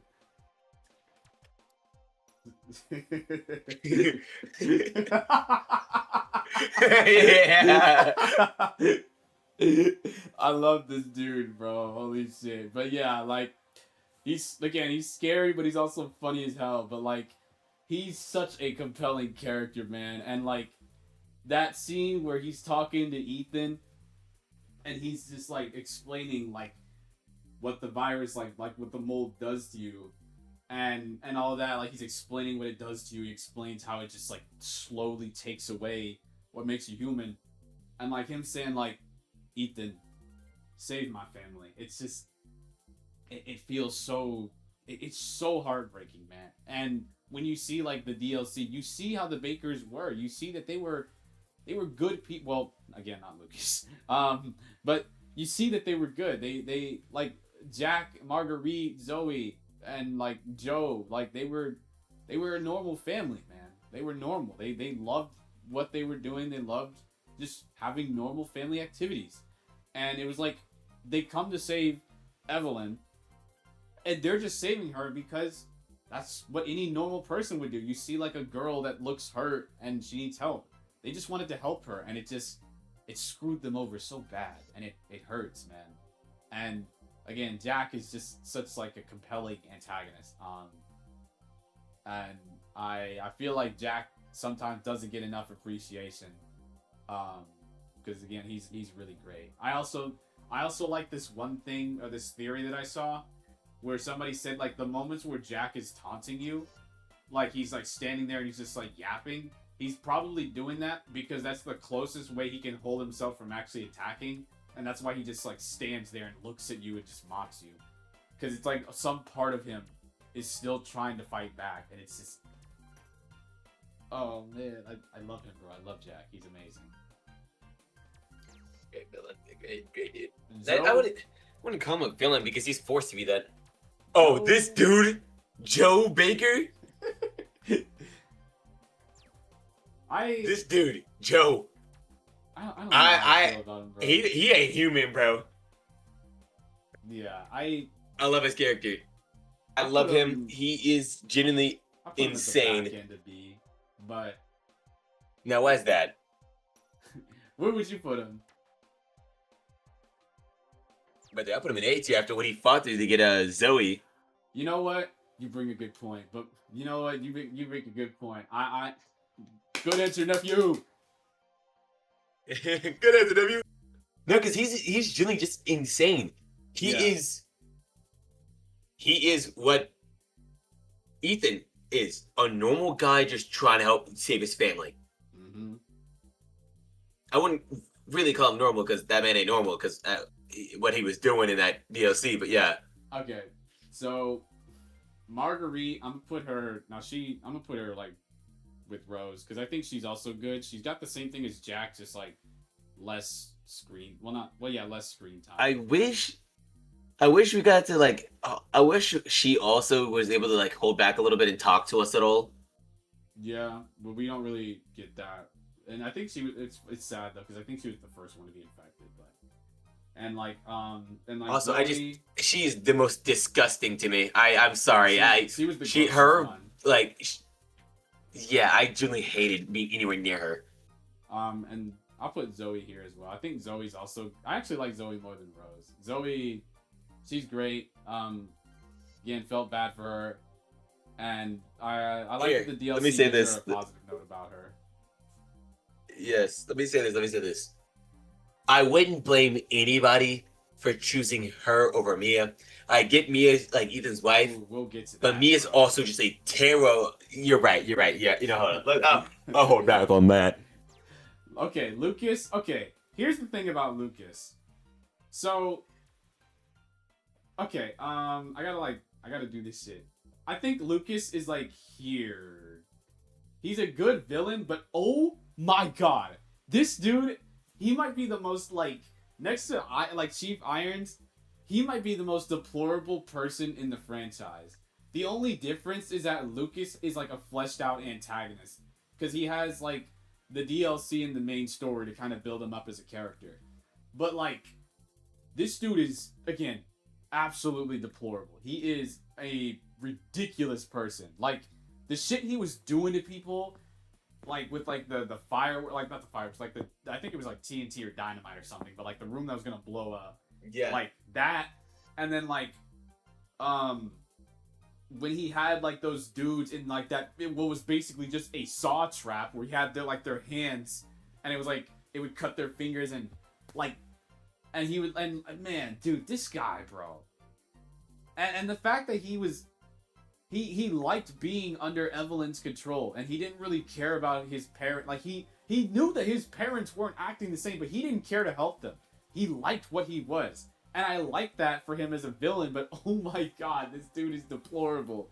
And again, like the fact that this dude is actually smart enough to where the connections were like, yo, enlist this dude. That's how you know he's a fucking problem, bro. He was a threat. The fact that the connections allowed him to be part of their group tells you that Lucas was not a normal person. This guy was fucked up. But I love him as a villain, bro. And he's also a little goofy. Just not as goofy as Jack, but he's a little goofy. Because I'm thinking about that cutscene. Yeah, the Ethan. But, yeah, I love him, bro. But again, I'm so glad that, like, they blew his shit smooth off, bro. But yeah. You know, he needed to go. Mia. Is this our first D tier? It is 100% our first D tier. Because I don't think she's an absolute booty cheeks. But Awful. I think she's our first D tier. Because Mia is... She's an awful wife. Awful wife. And, like, on top of that, again... The story with Evelyn is tragic, but they try to make it look like it's Evelyn's fault when like part of it is Mia's fault. And I can't. Oh my god, bro! Like it literally. Okay, 7. She does some terrible stuff, but like maybe I can like give a little bit of leeway to it, maybe. But like, Village Mia, yo. Yeah, Village Mia gotta go. like, and again, I brought this up before. The fact that Ethan sees those visions and thinks that that's her, and like the fake Mia, he thought that was her, and he's just like, we had another fight again, and it's like, this is normal for them. They normally do this. They normally argue and get mad at each other, and like, it's so ridiculous to me that Mia just I want to say like I get why she keeps secrets from Ethan because she's trying to protect him, quote unquote, but there's like it gets to a fucking point, like it genuinely gets to a fucking point. And then the fact that like none of her like bad actions are ever really spoken on in like Village is insane to me. Like, and she ends up being like the mom for. Well, when I say the mom, like, it's not her biological daughter, but you get it. She ends up being the only parent for Rose, unless you want to count Chris as, like, a surrogate father. But, like, it's insane to me how, again, Ethan could have been saved in so many different scenarios if she had just told him the truth about what he was. But she never did. And, like, that alongside like not saying what Rose was, because clearly she knew that Rose wasn't normal. Like she just never is reprimanded for anything, and I think she's just she's just unbearable. I hate her, and I think Ethan deserves so much better than her, bro. Because genuinely, fuck me. I can't. He definitely does, or did at least. Because I don't know why. I genuinely don't know why. I'm like thinking to myself. I'm like, what the hell did he see in this woman, bro? Like real shit, bro. What did he see in this girl? Anyways, it's enough. That's enough. I don't bitch know. ass, bro. Alex Wesker. Yeah, and you were I saying don't know you much don't about know? her. I won't even lie to you. I do not know much about her. I mean, you know what? That's honestly fair. Um, to tell you, she's in Revelations 2. I don't know much about Alex aside from the fact that I do know the lore that they've like talked about with her, which I think, from what I understood, I think she's. I think they need to bring her back. For now, I might put her. Well, I don't know if I want to. Well, actually, no. I might put her in NA, but the only reason is because I haven't played Revelations, so I can't entirely say much about her merely from just what I've heard. But I do think that the idea of her is cool because she's a Wesker, and there was like an entire like A through Z lineup of Weskers, and Yeah.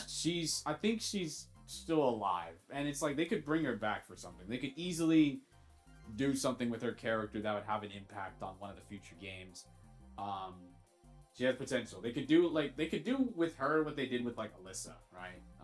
So, but for now, I'm just putting her in A because I can't really speak much about my experience on the character. However, Carla, I don't even know, man. I don't give Dog, she may be D tier too. Yeah. I can't blame her. She was forced to become that, but she still really didn't. People actually don't even know that's not Ada. They think that's just Ada dressed differently. I mean, I'll say this again. Carla has drip, but like, it's Carla. I don't fucking like her. I don't care about her. She isn't really. She's not anything. I'm not gonna lie to you. No, literally, bro. Is that who I think it is? Is that who I think it is? Yeah. Is that who I? Yeah, he's going. He Goat Simmons. He needs to go to Goat tiers. Yeah, he needs to. Wait, no, wrong tier, dude. What are you doing? You think he deserves to be up here? Fuck no, bro. He's right there. No. Bro. Yeah, no. He's abysmal. His whole entire personality is, I really like Ada. I like Ada, so I'm gonna clone my wife into Ada and you know and make her into Ada. I hate whenever people say shit like, oh, Resident Evil villains always have goofy plans, but this guy's plan was to cover up a virus by using a virus. Yeah, and then kill the president and blame Leon, and then what next? And it doesn't help that he's got like a nothing burger personality, bro. Like he's just cartoonish. Yeah, no, yeah. But, like, not in the way that Wesker is, where Wesker's like actually got like build up lore and a cool character persona. Complete. Go global. Masturbation. Simmons ain't got that. Simmons is just some jobber. He's just some punk. I fucking hate this guy, bro. Simmons, I won't lie. I don't think Simmons should be in Booty Cheeks only because of his boss fight. That's like the only redeeming thing about him. D tier, because he should really be in D tier. Yes. Yes. You know what? Yes. See, for the Ethan's right there, but I know that Ethan convo gonna be long, so we just gonna hurry up and put her in Cathedral, bro. Oh my god. Okay, so Helena, she has no personality and does not grow in the story, and she really just fucks over Leon. We're just like, you like her, don't you? Go get him, Tiger. Dude, stop forcing it. Leon has not said once that he liked her. He may have like looked out by that, but you were the one forcing the relationship of Ada and Leon. And go get her. And Leon was like, no, I'm gonna go save the world right now.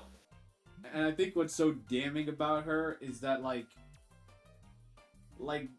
tell you the Cathedral. Laura Bailey is trying so hard for such a nothing burger character. Like Helena is like, it's so. Oh my god, bro. I don't like this character at all. She is genuine, literally like one of the worst Resident Evil characters. But it's funny because like I only made this cathedral shit just because her dumbass wants to keep talking about that damn cathedral, and I Yeah. Also, she. it's so weird because with Ada, even though Ada's still it's damning that she does it. At least with Ada, you can give her the benefit of the doubt that she's an espionage lady. What the fuck does Helena have reason for being such a vague posting ass bitch? Like, she literally is just like telling Leon almost nothing, and it doesn't help the fact that like Leon never really questions it. Like, he only questions like, "Yo, why are we here? What are we doing? Who is this? What is this? Why?" It's just who, what, when, where, why, how. That's what Leon is. But he's never asking like, "Yo, can I really trust you?" Like, well, no, I think he does ask if he can trust her, and I think she either gives him like an empty ass answer or she just doesn't say anything.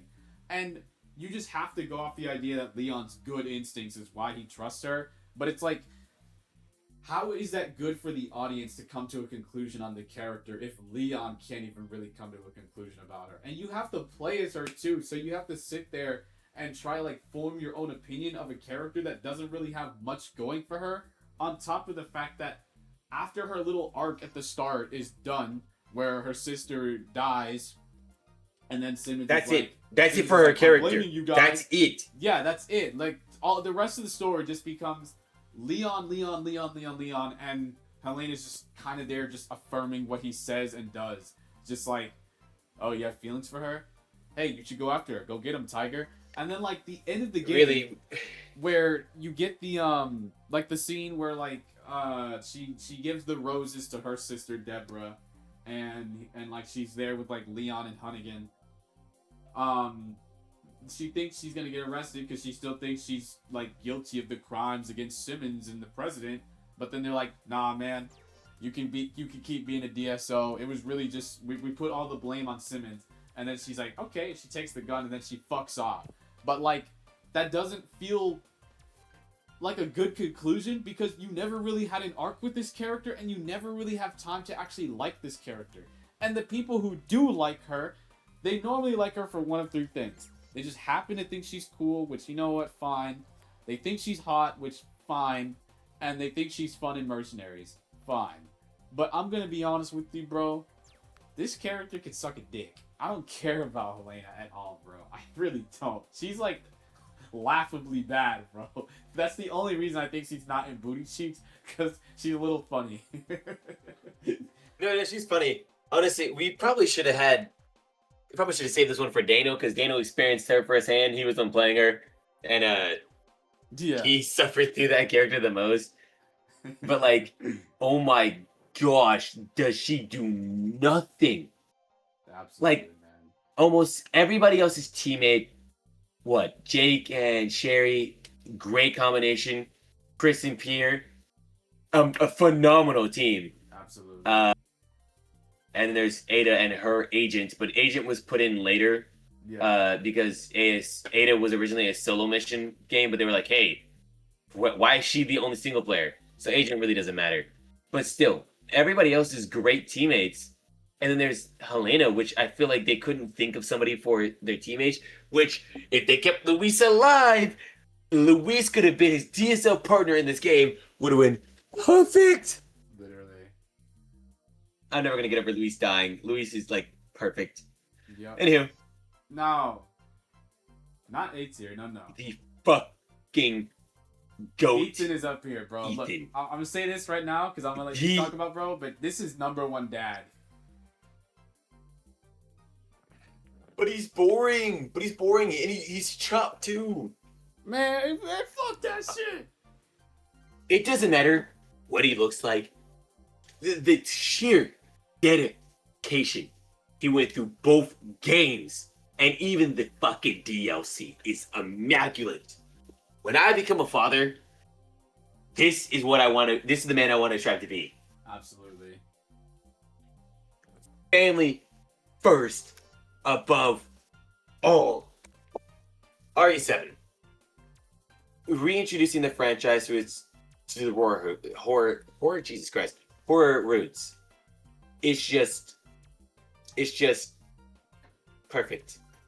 and they bring in a civilian, a guy who has no training, no military, no BSAA, no DSO, nothing. Nothing at all. And the reason why he's even in an affected area, she wants me to come get her. This man, after losing communication with his wife for like a while, his wife sends him a message, which isn't him. I believe it's Evelyn. Yeah, it's who like does a that? message. Yeah, he comes over and he's just like, I need to find my wife. That's all that matters. Mm-hmm. And he comes there, finds her in a room. He's like, and she's like, Daddy's coming. And he's like, I'm sorry, did you cheat on what? Daddy? And then she just gets infected and starts attacking him. And even after she starts attacking him, it just like nearly kills him. Some say that she killed him. Some say Jack killed him. We don't really know. But even after that, he's still trying to find her. Granted, he's also trying to get out of the house first, but he's also trying to escape with her and find a cure for her at the same time. He's going through this. He's fighting Jack, the absolute unit goat villain. I love him. Mm-hmm. Ethan is pushing through because why? He wants to save his wife. He wants to save his family. It's like, hey man, I'm doing this for my wife. I don't care what happens to me as long as my wife is safe. And he does it. He pushes through and managed to escape with his wife. He unfortunately had to leave Zoe behind, but it's like, why would he choose Zoe over his wife? It's like it's his choice. He picks his wife, and he unfortunately abandons Zoe. But luckily for Zoe, her uncle comes and gets her and saves her. But he doesn't know that, which sucks. And even after they get on the boat, Evelyn shows up and infects her all over again, and then makes it go crazy. And it's the final fight. It's like, dude, I don't give a shit about Viltrum. I'm just trying to save my wife. And he does. He pushes through and saves his wife and goes home, knocks her up, gets her pregnant. And then there's just Seven, which is Seven is such a great intro to the franchise. It's such a re-entrance to the franchise. And Ethan being a normal dude fighting for his life with just regular guns and shotguns around the house is amazing. He's really goated. Ain't no winter colder than Ethan. Mm-hmm. Oh. And then 8. Resident Evil 8. Yo. Which Walk 'em really down winners, bro. Walk 'em Down Winters. Which really solidified this character for the GOAT status. Mm-hmm. Who's that? Oh, that's the GOAT. Ethan. Chris shows up, shoots his wife. He has no clue what's going on. Why does and then he wakes up, finds that his baby's gone, and he's like, "Oh hell no! I gotta go find her." Finds a village. He just stumbles across a village because they kind of drove him towards that area or near that area because of Miranda. Walks in. First thing he does, meets an old guy, watches him die, starts gunning down everything in his path. He doesn't even know where his baby and wife is. He thinks his wife is dead for all he knows. He just starts gunning down everything because his baby's on the line. His baby's gone. And he's avenging his wife. Then he gets kidnapped by Miranda and the Four Lords. He's there and finds out, hey, maybe my wife and baby are alive. I don't know. And then they're just like, hey, kill him, boys. So he escapes, running around, chained up, and then there's a giant spike trap that nearly kills him. And he somehow puts 2 to 2 together, puts his hand out with a rolling spike coming towards him and breaks the chains that are tying him. Which you could say that was by accident, coincidence, or he just actually thought that through. But realistically, why would he push his hands out if he didn't know? If he didn't think about it? Yep. He's smart for just being a regular dude. He makes it out, and he's in the village, and he's just like, I see a big castle. I'm like, I see a big castle. It's time to push on through and see what's going on. He finds Lady Dimitrescu and her 3 daughters, and then the fucked up castle that it is, goes through, guns down each daughter one by one. Walks them down. Walks him down. He's just like, if I can't have my family, neither can you. Nobody's having a family. Guns him down one by one. Watches Lady D get mad. Stabs her. Guns her down too. Finds Rose. He thinks it's Rose in the jar. Oh no, he finds a jar and then finds out it's Rose. And not entirely Rose, just a limb of Rose. And then, dude, which is completely he was ready to crash fucked. out, bro. He was ready to Yeah. crash out. He was ready to destroy even more stuff, even more. And then the goat Duke, tells him, "Hey, your daughter can be your daughter can be rebuilt. Just letting you know. Hey, letting you know. Go kill the other ones, and you find the rest of your daughter." He does. One by one, he guns down the 4 lords. He kind of blows up Heisenberg. Not really gunned down, but kind of nukes that guy. Yeah. The doll fucking just stabs her. Turns out it's actually the lady. Dead. Moreau? Miranda sent you? You're fucking pathetic. Ethan with his dad jokes is awesome too. He just kills everything, everyone. Mind you, this is all in one day. Yep. He started early in the morning to the evening. He kills gods in one day.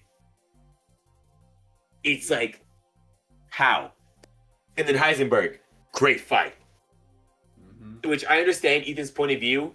If Heisenberg didn't say, hey, let's use your daughter to kill her, he may have leaned towards him, but Heisenberg pushed his buttons too far and got himself killed that way. Yep.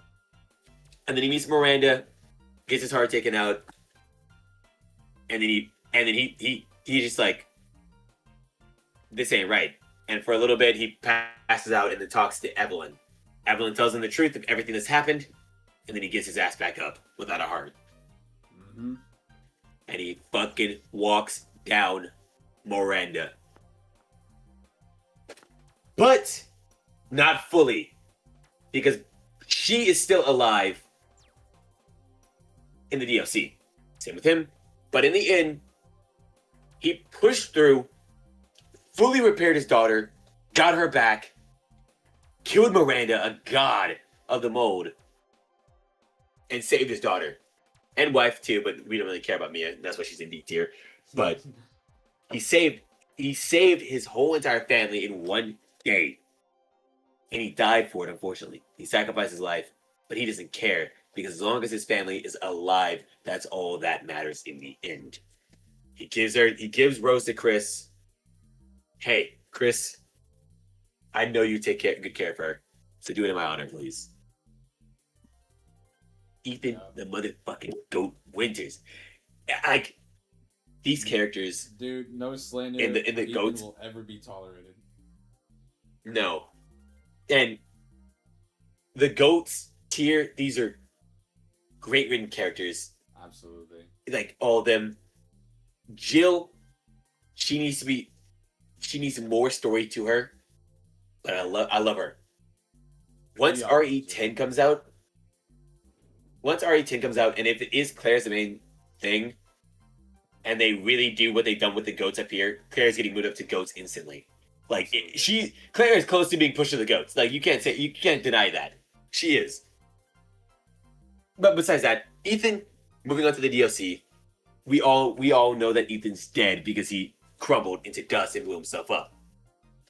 Grace finds some magic fairy dust helping her out. And who else is it but the motherfucking goat Winters helping out his daughter one last time to stop Miranda once and for all. He has been fighting Miranda for so long. to keep her at bay and make sure that Grace, not Grace, fuck, Yeah. Rosemary lives the life that he wants for her, wants her to have a Mhm. peaceful life. He kind of fails a little bit, and Miranda pulls her in, but he pulls out with the shotgun and just like, you are not messing with my family, fuck off. And he does. He protects her in the end.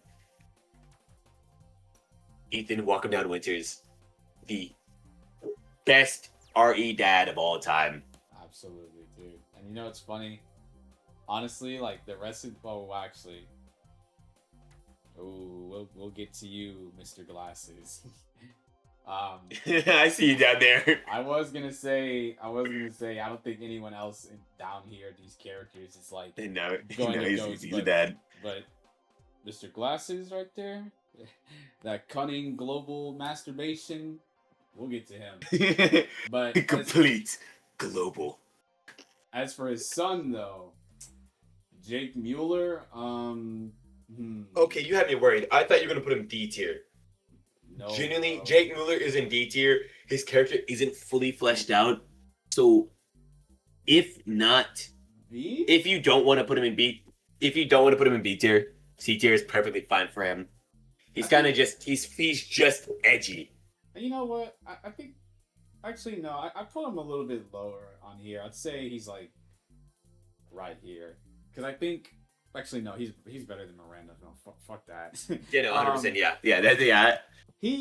He's like potential, man, bro. He's got so much potential to come back. They just don't want to do anything with this character, and I think it's partially because the game he debuted in was not really well received.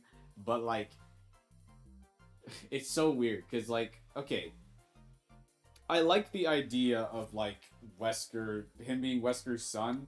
So it's like, how is he going to be different from Wesker? It's kind of like with Virgil and Nero, you know. But like, what I hate is just the vibe of his character just feels so OC. You know, I say that a lot, but that's how it feels. He feels like an OC character. Granted, he's not like the worst example of like an OC type of character, but that's what he feels like. He doesn't feel like a proper character. He feels like something that somebody just cooked up in a lab, like his dad. And like, I mean, I do like his relationship with Sherry. It's nice. But outside of that, I'm not really crazy about Jake. I just think that they should have him do some more. You know, like he could have done more. Yeah, he definitely could have done more. And honestly, I feel like if they ever have him come back, he needs to show up with. Well, obviously, he first of all needs to see Sherry again, but he also needs to meet up with Chris. I'd like to see like him and Chris interact again. I did like their interaction between him and Chris. Chris was just like, "Hey, if you want to shoot me for what I did to your dad, do it. I get it. Yeah. I understand where you're coming from. Go for it. I won't stop you." And Jake, and if Jake was a veteran character, he would have pulled the trigger, but he's not. He was just like, "No, my dad was a terrible person. Even if I am mad that you kill him, I know it was for the better. It was for the greater good. So I can't be fully mad at you." But yeah, I like Jake. He's not too bad. However, Pierce, again, not B tier, but Pierce, bro. Yo, I'm sorry. I don't know if this is like a hot take or not, but Pierce is S tier. This dude is the most ride or die nigga ever. This is the kind of dude that I would want to be my homie, bro. Like, there's like, Pierce is like the type of dude, like, you start like being deprecating. You're saying like, man, like stuff I be doing. Where I'm like, man, I'm not the GOAT, bro. I suck. The dude Pierce be like, you are the GOAT. Shut up. Like that's the kind of dude he is, bro. You can't ever be depressed around this dude because this dude is going to make you happy. I'm not gonna lie. He may need to be bumped up. You think he's because a GOAT? his character. I'm not gonna lie. Yes, his character Honestly, himself was I can see it. His character himself was just perfectly written, and it boosted Chris's character to become a better person. And in the end, He knew he had to be the one to sacrifice himself and not Chris. And what I like He about knew Piers this. is that he's like, it's like we don't have a lot on him in terms of like prior Resident Evil games because he's like newly introduced, but like he's the best RE6 newcomer, dude. Like, because like there's like him, there's Jake, and there's Helena, and it's like, look, Jake's cool, you know, Helena's the cathedral, but like Piers, they have nothing on him. He's absolutely amazing. Like this dude, bro. I It's so crazy to me that those other two not sidekicks, but like new protagonists are in the same game as him. He's so good. It's like there's no reason that they should be in this game with him because he set the bar. Like he's the reason I love Chris. Well, I mean, I like Chris's campaign because of Chris, but like Piers, he's the main reason I love Chris's campaign, dude. He is constantly encouraging this dude, and you see that he's just he's like what's the analogy? He's like glass half full kind of guy, bro. Like that's the kind of dude he is. He's just again, he's just the kind of guy you would want on your team. This dude is dependable. This dude is reliable. This dude is a goat. Like he's the kind of guy I want as my homie, bro. And it's funny because it makes me think about that tier list we saw where they had him like mid, and I'm like, how do you think Piers is mid?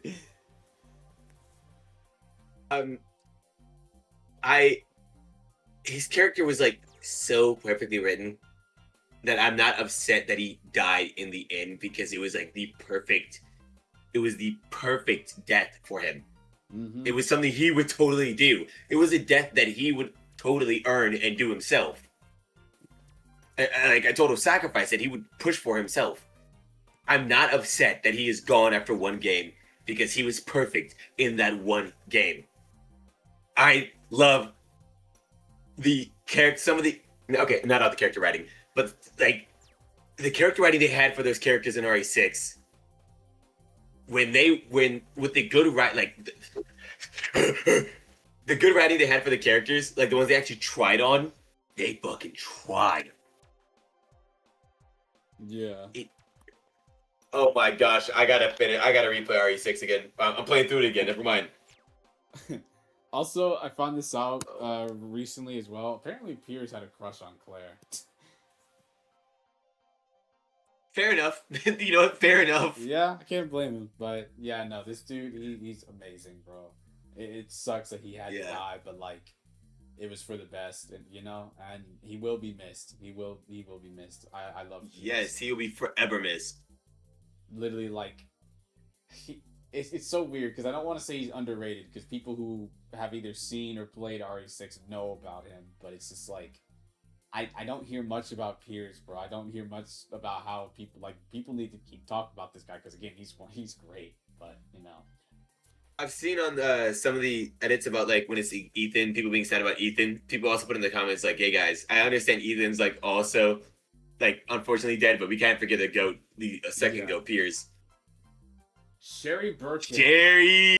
Sherry Birkin. Not B, but welcome back. She is. Welcome back. I'm putting her with Claire. I think she's with Claire. I think Sherry is lovely.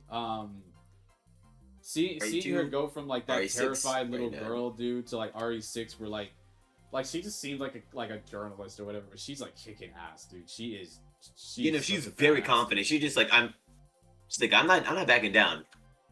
Yeah, and like seeing again, like it's so weird because Jake he's good, but Sherry is just like she's like what Piers is to Chris. That's what she is to Jake, where it's like Jake's edge and all that is just like it's softened by her. She's helping him become like different because you know he's kind of like not reclusive, but like she's I don't know why I say she. He's not. I don't want to say he's reclusive, but again, he's just like edgy. He's just kind of like hardened. But her being around him, she kind of like helps him out, softens him. She's there for him. And you see how much like Claire and Leon like saving her has impacted her like in general, you know? And and like Requiem, and this is and this is another reason why I feel like it would be cool if we got Sherry as like a mercenaries character, but I I like seeing Sherry be like Leon's Hunnigan in Requiem. Granted, it's like, damn, what the hell happened to Hunnigan, you know? Um, but like Sherry, again, it's like you could see the way that Claire has impacted her. You could see that she's grown into a mature, confident woman who understands these situations. And I like, I don't know if you got it, Jacoby, but there's this dialogue with Sherry that in Requiem that just touches my heart. But it's where you go to like another part of Raccoon City, right? And um, I forget how the conversation starts, but I know Sherry brings up like I think she says like, "Did you ever think about that night, Leon?" And he was like, "Yeah, where everything changed or something." And she's like, "I was just a scared little girl who had nothing, or who had no clue what was going on." And Leon is like, "Sherry," and she's like, "Sorry, not the best time to talk. We need to focus." So she understands that like, yeah, there's a time and place for things, but like that dialogue alone tells me that like some part of Sherry is still like hurt from like what happened to her and her family, and I like that. And Man, she lost everybody. I wish we got a little bit more of that in Requiem. I get why, because the game is mostly about Grace and Leon, but I do wish that we could get some more for Sherry. I don't know, maybe in the DLC that is leaked or whatever, maybe we'll get some of Sherry there. Um, and it's funny because I think Sherry should be a playable character in Requiem. Granted, that might be a little bit questionable, but I just say that because I want more of this character. I want to see more like what she's doing in the current. Because I think she has great potential, but as of now, I think she's S tier. She's amazing. I love her. Again, absolutely bomb ass character. So, yo, I know you don't know this dude, bro. Or well, you kind of do. I don't. Revelations 1. Clive O'Brien. Oh, Clive O'Brien. So, as of right now, he's an okay guy. Like, I'm not. I'm gonna put He's him just here. kind of chill. He's it's weird because like for the majority of the game, I'm kind of just like I'm like what is this dude really do? You know what I mean? I don't know. He just he's not really a character that I can really tell you how I feel about because I don't really care much about him, bro. He's also not really the greatest person either. Like, I guess you'll see this when you finish Revelations 1, but he's just not really the greatest dude, bro. I don't know. But I mean, hey, he's not terrible as a character, man. It's just I don't know what the fuck to say about this guy. That's how I feel about most of Revelation 1's like cast. Like this villain here. This dude. Oh my god, bro, this villain. Again, Jacoby, you'll see in Revelations 1, but this villain is like again, just such a cartoon character, bro. Like he's not. And just to say his name, Jacoby, his name is Morgan Lansdale, if I'm not mistaken. It was either Okay. I think it was Morgan Lansdale. I think that was again, he's just I don't give a fuck about this guy, bro. He's just so cartoonishly evil, and like he's like Simmons, but like not as shit, So he's like right fucking here, bro, or not better than Mia, but you get it. Mia may be the best in B tier, which is saying something. And then this dude, I don't even remember this jackass's name. This dude is again another revelation. I'm gonna just put all these motherfuckers. Is that Parker? No, that's not. No, okay, no, that's not Parker. These two, bro. Where's his buddy at? These three jobbers in Revelations 1. Okay, like Raymond, I don't care about Raymond. He's like whatever, dude. But like those two. Oh my god, dude. Their chapter, like, okay, the gameplay for it's fun, but their chapter, bro, I was so bored during the chapter. I was about to fall asleep. and that's saying something for a video game. It doesn't help that it's not really scary. I just don't like them, and their dynamic is so like. Their dynamic feels like what's their name? Like Scratch and Grounder from like Sonic the Hedgehog, bro. Like these two little goons that are just kind of like they just yap, and like I only remember one of their names, which was Grinder, which is the dude with like the green hood, or that was like a nickname he had or whatever. This dude, I swear, bro, Jacoby, there's like a scene where you're fighting a bunch of like BOWs, and these BOWs can turn invisible for some reason, and that dude is like, man, they're going invisible. Grinder's like, man, this blows.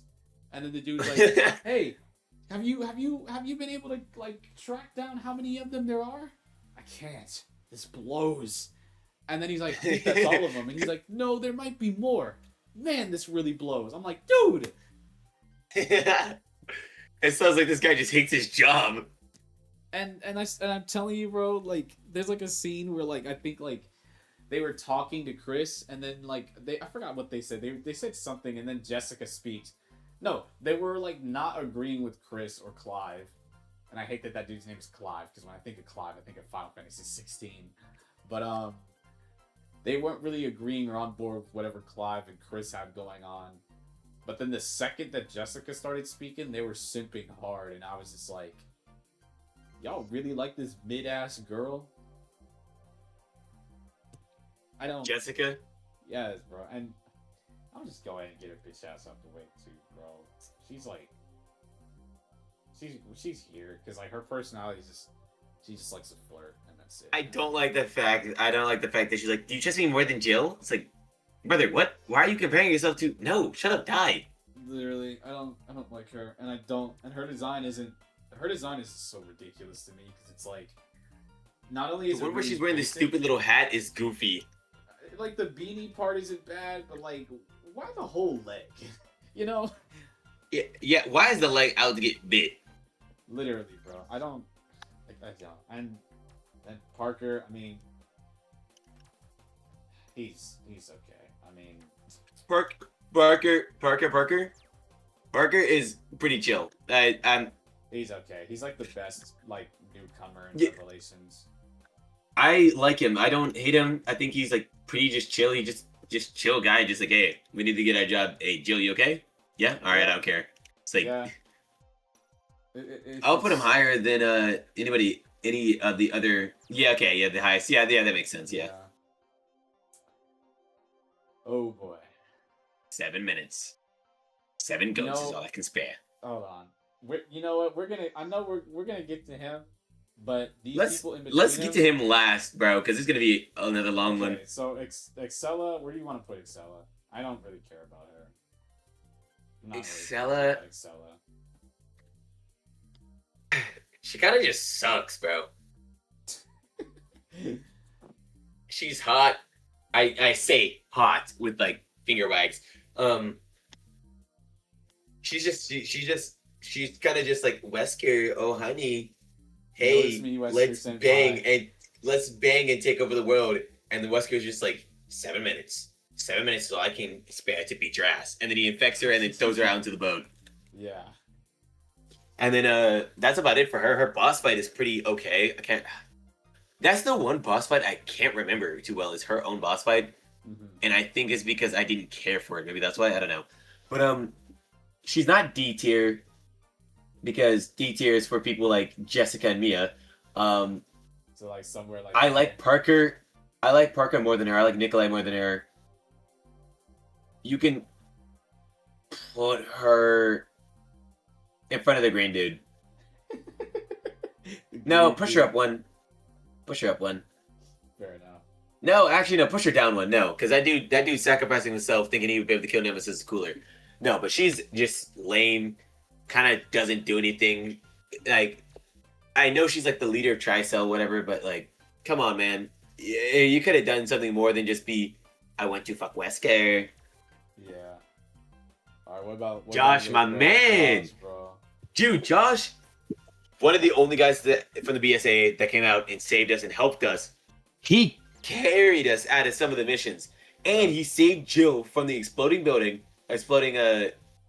island, and got her out of there. So he has to be at least B tier. Okay, that's fair. Josh is amazing, bro. Put him Obviously up. not better than Grace. I say Grace. Oh my gosh, Ashley. Fuck. Wrong Rose. blonde woman. They're all blonde. Holy.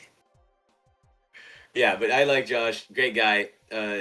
Just great side character. Okay. Oswell E. Spencer. Spencer, I gotta put him in A, bro. You have to put him in A. Yes. Oswell E. Spencer. The B list is long. I gotta put him in A. I'm gonna put him like. Actually, I'm gonna put him a little higher. I'll put him like right here with Krauser. Yeah, no, that's fair. Because the reason why he's so high is because his redemption in 9. They fleshed out his character so much better in 9 with just that simple video.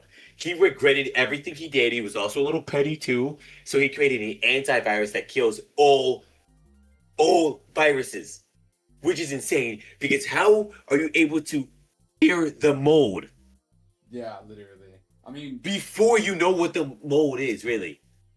yeah, no, I think he's a great villain. I mean, he's the guy who started it all, man. Like he's literally the man behind the slaughter.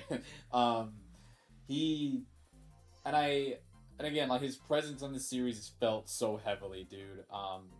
And like the build up to like his scene in 5, and I like that I like that speech of like him where he's like, I was to become a god. Like it's seen as like senile and cartoony, but I like that that's him. Like he's pissed because he could have had everything, and it all just went wrong for him. The connection screwed him over. Like everybody screwed him over, and it's like he's not a good person really, but like he had the capability to do good, so he chose that as like one of his final acts before Wesker ends up sliming his shit out. But that was his final act. Is like he decided I've been a terrible person. Yeah. And I like I've been a terrible person, and I would like to fix that. Because it was like with Grace, because Grace existed, he was like, this poor little girl was all alone. So I decided to adopt her and keep her safe. And I like that. I've decided to make a cure for everything. Because she is our only hope. Hope. A third grader could have figured that out, Victor and Zeno. But they gave us anarchy. Yeah, they gave us anarchy. This guy. But yeah, no. Irving. Great character. Irving, my man. Your bitch ass is getting B tier. No, I'm sorry, C tier. I remember seeing a thread about this guy. People were like, he's pathetic. And I was like, well, I mean. He is. My man, Irving. You are a worthless piece of trash. Moreau did so much better than you. You are pathetic. Wesker really sent you after me? Pathetic. Dude. Nah, he's just a pathetic little worm. He was just like at the coattail of Wesker, just hanging on. Just like, oh yeah, the world's gonna end. It doesn't matter if I die. Like, bro. He's like a worse Salazar, bro. He killed himself because he cut himself off of his own monster's tongue. Yeah. Bro's an idiot. Pathetic. He's just kind of a worm. Yeah, no, I'm not really crazy about Irving, but I mean, he's not terrible. But okay, the big leagues are calling. No, obviously not B tier, but let me drag him up, bro. Not yet. No, he is. We won't get to him yet. We won't get to him yet. Nah, I want to save him for last because he's gonna be another long conversation. Fair enough, but I'm gonna still put him. Just throw him up there. Yeah, put him up there. But yeah. Sheva. S tier. If not S, goat. The chocolate lady, not B, but the chocolate lady. We gonna put her here, bro. Bro, Sheva.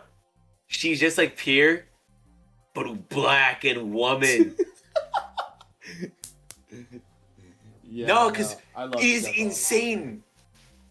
Sheva didn't try to outshine Chris at all during this because she knew how much this mission, this whole entire thing meant to Chris. It was just like, I'm helping you. Because once her story was like nearly over once they figured out everything that was going on in Africa. It's like they finally figured it out and stopped it. But she was like, "No, I gotta help you because this is gonna affect the whole entire world, not just my home.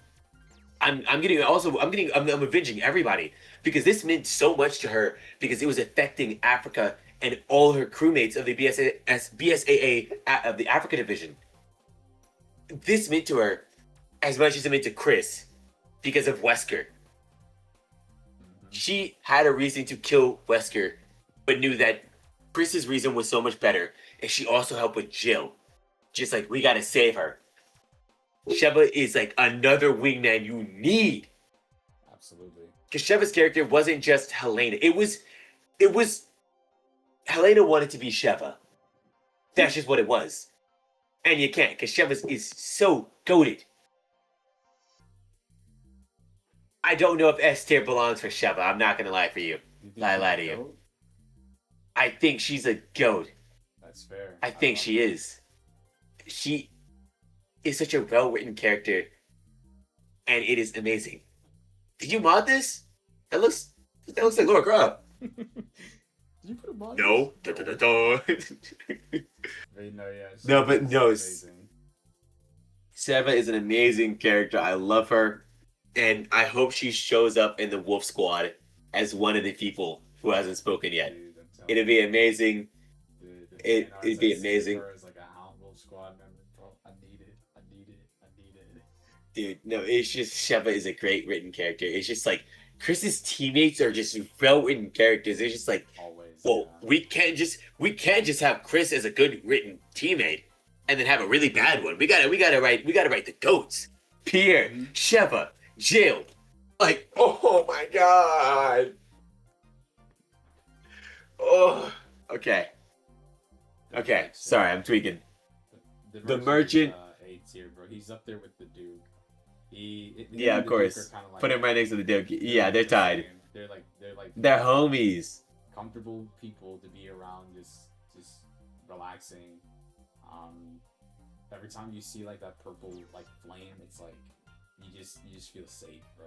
And like it's so weird because you can tell the Merchant cares about Leon, but like he never makes it clear to you as like the Duke does. The Duke outright makes it clear that he cares, but the Merchant, it's like he's vague about it, but you can tell that he does care about Leon. He's nice enough to help him out, and Yeah. I like that he's a character in his own right as well. Like he's not just like I got weapons for you. Like no, he's just a chill dude who just loves. And he also Leon. talks to you. Yeah. Yeah, he has conversations with Leon. Like granted, Leon doesn't say anything back, but like he's constantly speaking to Leon. And I like this one area where like you run into him and he's like, oh, break's over, I suppose. And it's like, yeah, this guy was actually just enjoying his time while you were like killing people, bro. Like you're killing people. He was waiting on you, dude. He was just waiting on you. Yeah, I wouldn't be surprised if he considers Leon his best customer, bro. Yeah. Duke and Merchant are just goated people. Just having them as just like merchants, and because they obviously care and want to help out in any way possible. Okay, so I'm gonna put this dude Mendez with these. Okay, so I know about the. Oh, these the rest of the RE4 people. Oh, okay. Well, actually, I'll put Hunnigan. I'll put Hunnigan here, and I'll put Ashley here because these last three are gonna be quite the convo along with Wesker.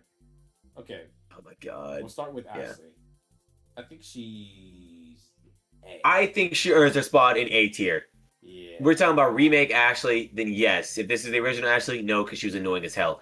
I think this Ashley did I think this was a great remake because she tries to express her fear of everything because she's obviously scared. Not as scared as Grace, but like she eventually gets closer with Leon, starts obviously having a crush on him, but also trying to be like, hey, I don't want you carrying me everywhere. I want to be my own woman. I want to she do my wants own to help. things. And Yes. And it's funny because Grace is the same, but like with Ashley, it's like I think with Ashley and Grace, the difference is that Grace is stemmed from trauma, whereas Ashley is like naturally just wanting to do the right thing. And I like it's funny because both of them are blonde girls that Leon's helping. Yeah. But I like that scene, which I don't know if you know this, but that scene when they're in like the chapel or whatever, they're sitting down, they're talking. That's not in the OG. That was completely new, if I'm not mistaken. Um, and like Leon's telling her like you gotta move on, you gotta be strong, you gotta be brave. Like it's him talking like a younger version of himself, you know, kind of like what he did with Grace. Um, He keeps doing it. He keeps talking to younger versions of himself. Why is there so many women like me? but I like that a lot. You know, Ashley in the remake is really good. Um, and it's like in the OG, she's not completely trash, but she's not great. Like if this was OG Ashley, I would have put her in like C. But since they have only remake She's Ashley, she's great. I love remake Ashley. Remake Ashley won my heart over in that game. I love her to death. Absolutely. She's such a great character, great voice actor, great I it's also great like voice. her commentary whenever like, and I like that she like starts off like nervous and stuff around him, but then she eventually warms up to him because she says like cutesy stuff like skills, and with the Z by the way, because like the caption says it with like a Z. She's like crushing on him. Yeah. And she's flirting with him. She's nice to him. I like that. It's fun. But yeah, remake Ashley's good. Hunnigan.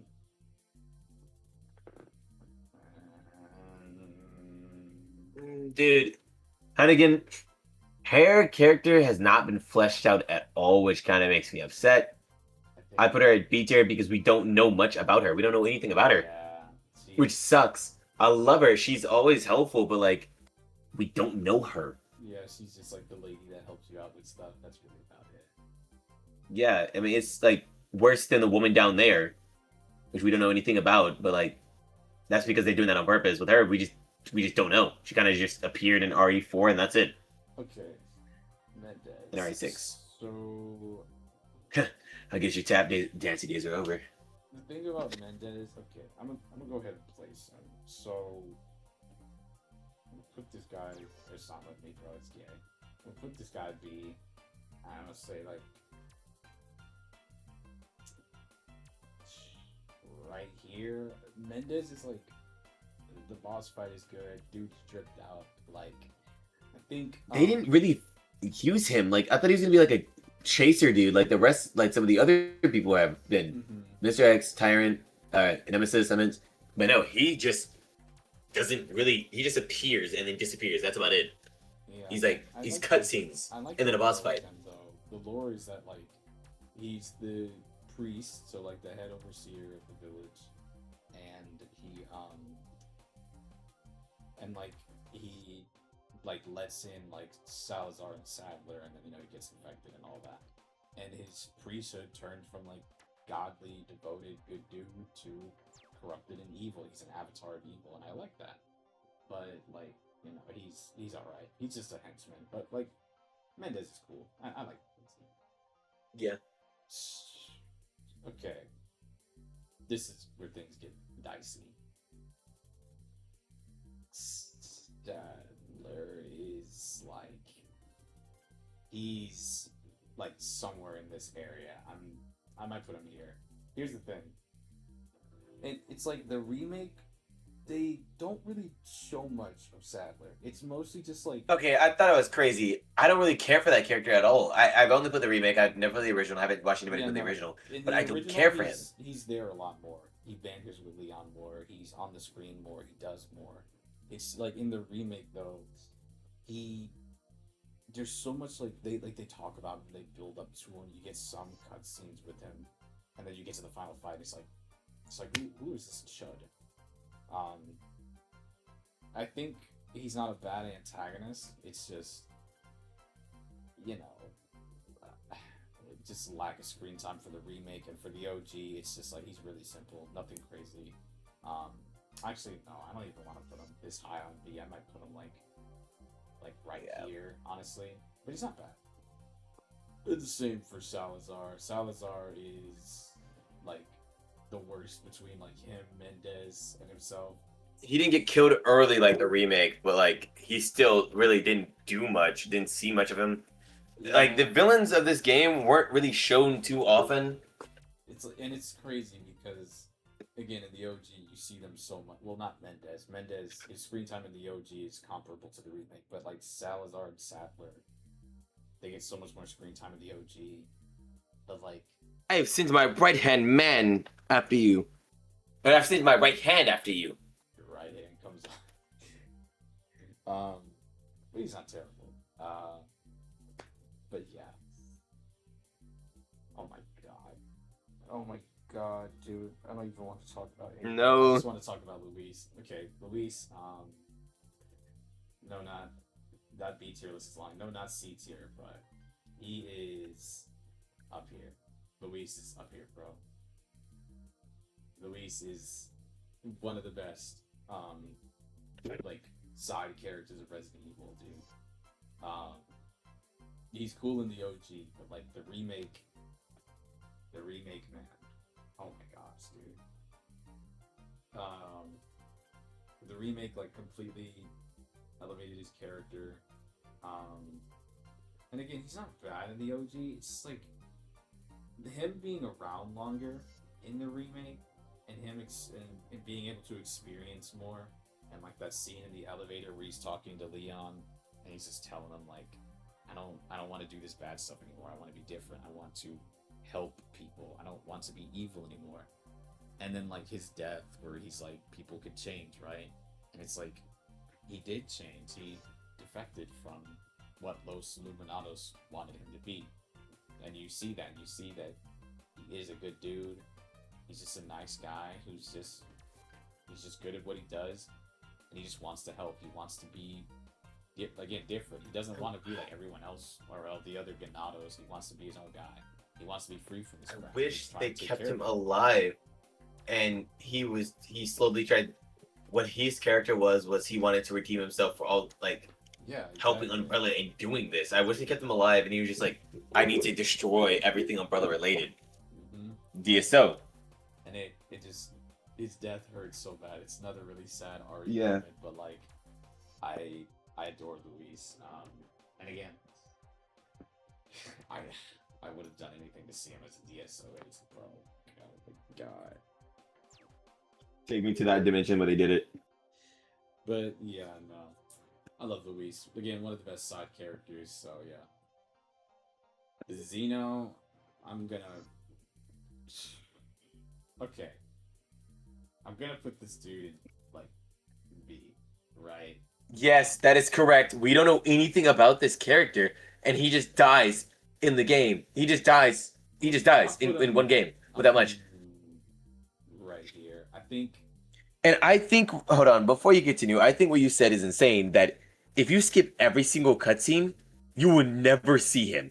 You will not know he exists. You don't ever see Xeno because he's not in any end-game product. Like, again, with Victor, you will see him as like the boss fight. Not even the boss fight. You will see him run out of the room. Yeah. But with Xeno, you'll never see this guy. And like, granted, you could say the same about Sherry, but like at the very least, Sherry's like a side character. This dude is supposed to be like one of the main villains, and you just never see him in the game, and it's absurd to me. And like, again, I think him not having a boss fight severely hurts the impact of his character. But I do like his presence. I do like the idea behind him. He's got a cool design. Voice performance is good. And I like the fact that like he's not entirely Wesker, because again, he is a little bit more human than Wesker. You know, Wesker's very like, Yeah, he also smokes. Wesker's ridiculous, but like, yeah, like you can see the traits of whoever Xeno, not whoever, but like, because his name could literally just be like Xeno Wesker. That could literally just be his name. But like, before he was like cloned or became the clone, because they probably did like the memory, brain, blood transfer thing that they were trying to do.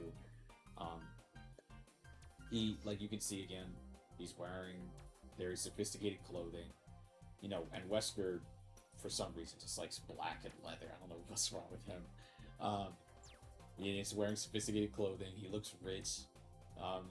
You know, he was talking about like time and money. You can tell he's obviously a very, like, he's like a businessman, so he knows how to handle business. He knows how to handle himself properly. He presents himself well. He smokes, and again, he wears white, and Wesker doesn't wear any bit of white in any Resident Evil game. He always wears like black and like for the one time when he was with Stars, like blue. Blue. I don't know, sorry for when he had on like that vest or whatever. Um, but yeah, no, like I like Xeno, but not really that much. He's all right. He's all right. It's just a boss fighter too could have definitely helped him. But yeah, you alright, white boy. All right, let's get to her. Oh my god. This is where LARP, LARP, LARP, Sahoy. this is where well, one, we're probably gonna disagree, sort of. But mainly just like I know some people are gonna not really be okay. I like Ada. I enjoy Ada. She's fun. I don't get the appeal of Ada, but I She's- understand why people like Yeah. her. I think she's fun. But it's like, and I was talking to Daniel about this because I was trying to get him to understand this. My thing with Ada is just that we know nothing about this Nothing. girl. We don't know anything about her, and like, it's not as bad as Helena, because like Helena was just gatekeeping, and the game was expecting you to trust her. You know, at least with Ada, it's like she's a spy or whatever. But like, my problem with Ada is that it's been 30 years that this franchise has existed, and we don't know anything about her. All we know is that We don't even know if that's her real name. no, yeah, we don't Holy know if crap. that's her real name. We know that she had a boyfriend or something at, like around like Resident Evil 2, but like she wasn't really in love with him. Well, no, she like kind of caught feelings, but not on like a personal level, because she immediately ditched that dude, and she especially ditched him because she caught feelings for Leon. And then like everything after that, we just don't really know much about her. She's like part of some secret organization that we don't know anything about. And again, it would have been so easy if she was actually going to show up in Village for them to say, "Oh, she's with the Connections," but you know that didn't happen. And in this DLC, they better explain something with her, man. I can't with this character, bro. Like I like Ada, she's fun, but I just think the lack of anything done with her origins or anything done with her character outside of what she already is, it's starting to get like boring. And granted, she's only in 3 games really, but like it's like, dude, we got so much like 246. yeah, we got so much like development out of characters who were in a game like once. We got development of characters we haven't Cheers, seen Sheva. in years, dude. Like, and Jill. again, you could say like, oh yeah, she's an espionage lady, but it's like, dude, I'm so tired of using that as like an excuse to like avoid criticism of the fact that again she has done nothing as a character to really grow or develop, and like the remake kind of pushes her somewhere, and so does RE6 a little bit, but the only reason is because like RE6, not RE6, the remake, like, you know, like Leon's like, "You're trying to use me again," and the remake shows that like Ada's trying to do good. That's why like stuff in the Separate Ways DLC, you know, she's trying to do some form of good. And like in RE6, like, you know, she's helping Leon, but of course she's helping Leon because it's always gonna be helping Leon for fucking whatever reason. And that's another thing I have a problem with her. I don't mind that she's there with Leon, but it's like the game of cat and mouse has to end at some point, right? Someone's gonna shoot her. I want to see her go somewhere different. I want to see her come out of her shell. I want to see the real Ada, you know? I want to see what she can become instead of just constantly being this character. And I hate whenever people say stuff like, "Oh, they're doing the same tired old arc with Leon," or "They're doing the same tired old arc with Chris." Yeah, because that's how their characters were built up from the start. Ada, there is nothing going on with this character, dude. She has nothing going on anymore, and she's like not even mentioned in like recent games, like not even like barely even referenced. And it's just, I don't know. I just don't like. Okay, this is weird. So like, I'm not gonna put her in. I'm gonna put her like.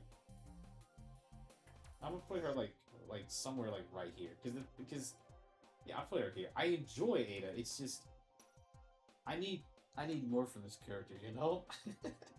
I expect You know so what? much more from this character. Like I for a legacy character, there's no reason that I feel like she should be this low. Like there's so many other look at this Scobie. the legacy characters, yeah, the legacy characters, yeah. The exception And the Claire's of right there. Grace, because Grace is new, and the exception of Victor because he's also new. Most of these characters here are like legacy RE characters, bro. Especially like Oh my obviously, like Leon, Chris, Jill, Sheva, Claire, Sherry, like they're legacy characters, and like look where she is, bro, and like it's just Same with- ridiculous to me. Yeah. So yeah, no, I put her I put her here because again, I still enjoy her and I like her, but man, she is like whenever I hear people say that she's their favorite RE lady, it's like power to you, man. But like Jill's right there, Claire, Grace, Grace, Sheva. I'll even Rebecca, say Ashley, yeah, bro. Yeah. But now then, we've gotten to the end, so it's time we talk. No, we about haven't. Oh, okay, that's what you're talking about. Alberto 7 minutes. Wesker, bro. 7 minutes is all I can spare to global masturbation. Dude, this guy Wesker, he's still the undefeated king. He's the best Resident Evil villain, man. No Resident Evil, like the only villain that's come close is just Victor. This dude. That's true. I wouldn't even deny that. Yeah, Wesker is just. He's been here since the beginning, too. I don't. RE5 is amazing character writing. It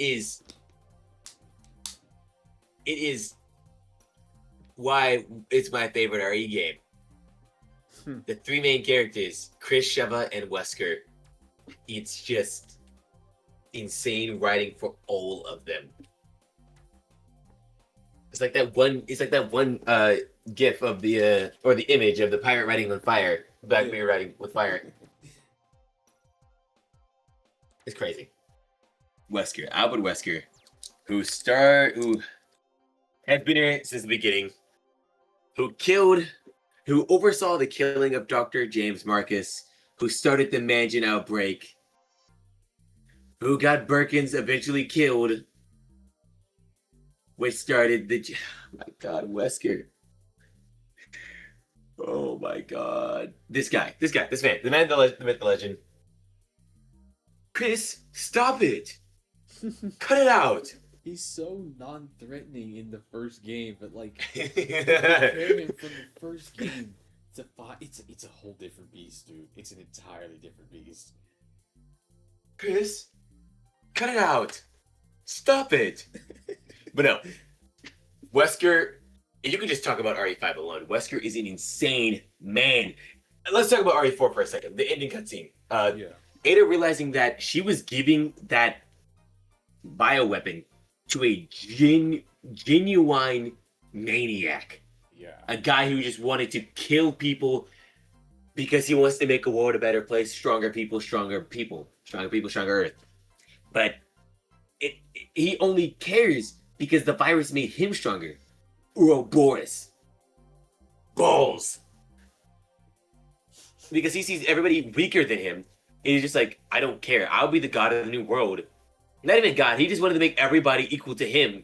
And just everybody to be strong. And if you can't handle the virus, you die. Yeah. And that's how he saw it. Is that if you're not equal to him, you will die. And the generational beef. The beef him and Chris have had since RE1. Literally. Building up to this RE5. He made Chris fucking punch a boulder. Because that's how badly he wanted to end Wesker's life. Wesker was boiling alive in lava because how badly he wanted to kill Chris. The generational beef alone. And then the And I fuckery gotta he say did this to real quick Jill. too, dude. What? Go ahead. I think another thing about Wesker that I like is that like his superiority complex. It's not even out of a vacuum, right? It's not like some of these other like jobber villains who are they're just like evil megalomaniacs who are just crazy. No, Wesker thinks he's that superior because of all the Weskers in that lineup, he was the one that succeeded. And then him to have the progenitor virus and survive it, it's like he that's why he thinks he's superior because he's the successor. He succeeded twice. He survived. And he took on the virus and now he has these powers. This dude, like the fact that they made a reason for him to be or have a superiority complex is just it's crazy to me, dude. Like they gave him a reason for being so narcissistic, it works. It just works perfectly. And it's just he fucked over a whole entire country just because he could. He didn't have to choose. They could have been any country. He just decided that, you know what, Africa, fuck it, let's go. Not any like targeted to anybody. It's just like, hey, we happen to be here, we happen to be here. He destroys the whole entire country. Just for the fun of it. He doesn't even care. He kills all his allies slowly. Well, he doesn't. He gets them killed slowly and then kills Acela. He got infected with the virus. It didn't work with her. So, she dies. Who cares? He doesn't care about anyone but himself. Mm-hmm. No, that's not true. He cares about Chris. He wanted him dead. That's the only thing the second thing he cared about was killing Chris. Because he was willing to spare 7 minutes. 7 minutes. 7 minutes is all I'm willing to spare to play with you. And the fact that instead of killing Jill when she tackled him out of the boat, out of that massive fall and killing her, in his fucked up mind, he was like, it would be much worse if I just brainwash her and mind control her and then use her against Chris. Dude, and you gotta think about the What kind fact, of too, fucked that, up, like, twisted shit is that? You gotta think too, he knew her as a teammate. Imagine He knew her as a teammate. Yeah, he knew her well. Imagine that, bro. That's the craziest part. Like, she, like, because again, to her knowledge, Wesker was dead. They thought he died because like the tyrant like gutted him like a fish. They were like, yo, Yeah. God, Wesker's gone. Imagine you see your homeboy, he's back alive, but he looks a little suspicious, dude. His eyes, he's got like a look in his eye. You're like, yo, what's going on with you, bro?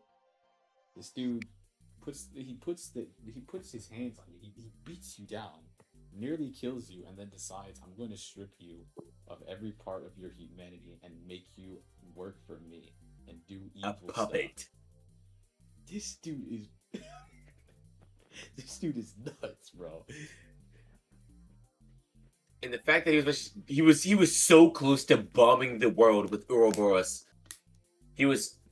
If Chris and Sheva missed the plane by like a second, he would have won. Literally, He would have bro. fully won and destroyed the world. And he didn't even care. It's like in the end, if he won, he'd have been like, all right, well, I'm done. Just let the It's chaos like- manifest, yeah. Yeah, he's insane. He's just genuinely insane, and he just wanted to be better than everybody. Or he thought he didn't want it. He just thought he was better than everybody because nobody else mattered. Wesker, my goat, man, my favorite villain of the RE franchise. A lot of people. You got some problems to deal with that. Again, he's like, and it's a funny thing because it's like, look, you go from like Irons to Simmons to Morgan, and then you go up a bit, you got like the Birkins and Marcus. Nikolai. And then you go up another tier, you got like Donna, like Salazar, Mendez, Zeno, and Evelyn. again, you get like crowd. It's like now it's starting to get good. You know, like the B tier villains, like they were all right. You know, but now you get like A tier, you get like Lucas, Debbie Tress, Krauser, Nemesis, Spencer, and you go up S tier, you get Jack, you get Ivan, Victor. you got Victor, and then you get the goats, and it's like, dude, like only Wesker deserves this title of the villain goat, bro. He is ridiculously good. Quite literally the villain go. Yeah, he deserves it. Yeah. So now I that just- we're at the end of the list, man. Like I think I'm pretty happy with this list. I'm pretty happy with the placements. Feels bad. You know for what? The RE fans who, well, okay. Again, these are BOWs. It's like, what would we like? Let's say we added them. What could we have really said about Vertigo? He's a cool boss. Or That's like, about it. Or like Del Lago, like it's just a giant lake salamander, bro. Oh, is that normal Birkins? That's normal Birkins. And there's Moira down there, but I haven't played RE2 to know anything. Revelations 2 to know anything about her. Yeah, no, I only put like normal Birkin here just because it's like, again, whenever I think of Birkin, it's like a mutated Birkin, so I just put them up there. Only thing I have about this list is I want to move Claire up to the goats, but There's like more for her. I haven't- now. well, to be fair, she has Code Veronica and Revelations, so I don't know anything about Code Veronica. Mhm. So I actually downloaded that game while we've been speaking. I downloaded I got an emulator and downloaded Resident Evil Outbreak and Code Veronica. So once I play through this, maybe I will bump her up Fair enough. to, because I don't know anything about her fully. I just know RE2 and a little bit of Revelations. Maybe Code Veronica really fleshes out her character and makes her better. I don't know. That's true. But as of right now, Claire being an S really irks me. She should be with the goats, but not right now. That's fair. But yeah, so that's the tier list again. Whoever, if you made it this far, I mean, I'm pretty sure people probably like skip to the timestamps of their favorites, but you made it this far. Yeah. I just want to really with a dab of ranch, dude. I had fun. I hope Jacoby had fun.